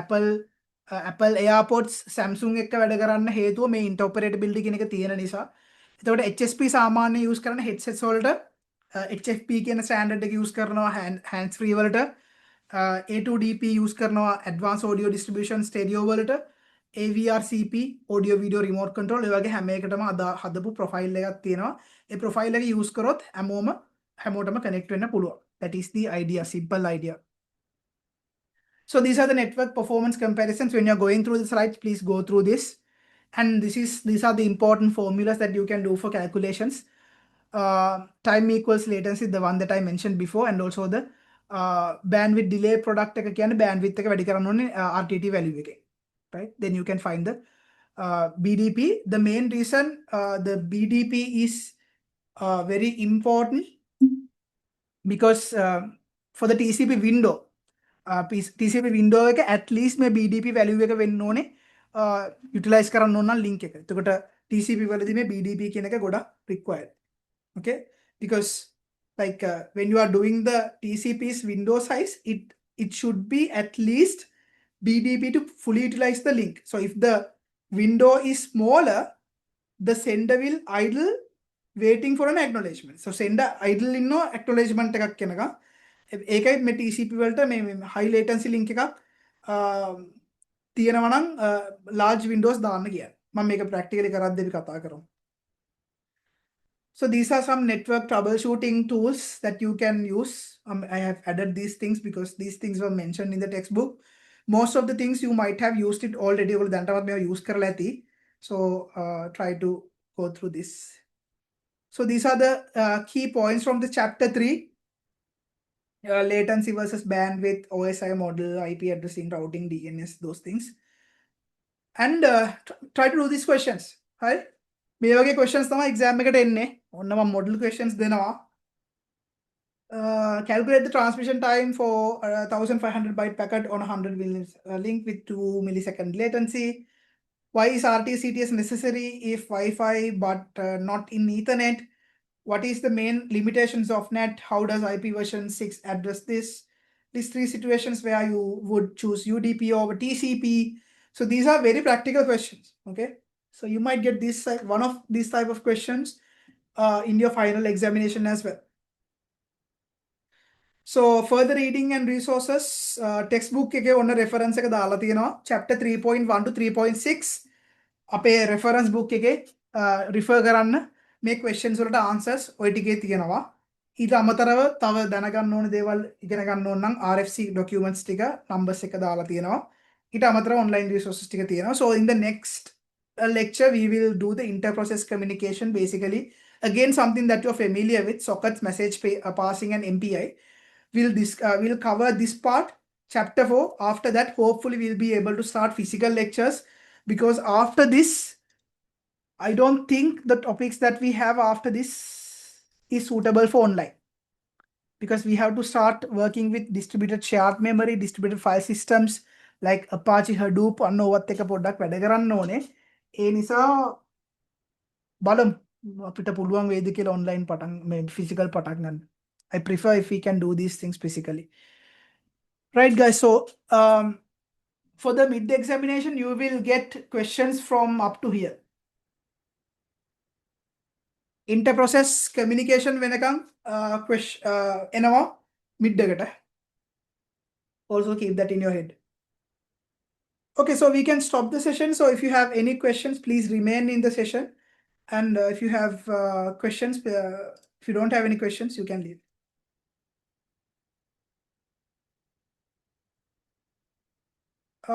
Yes, the soon. Yeah. Give me a call.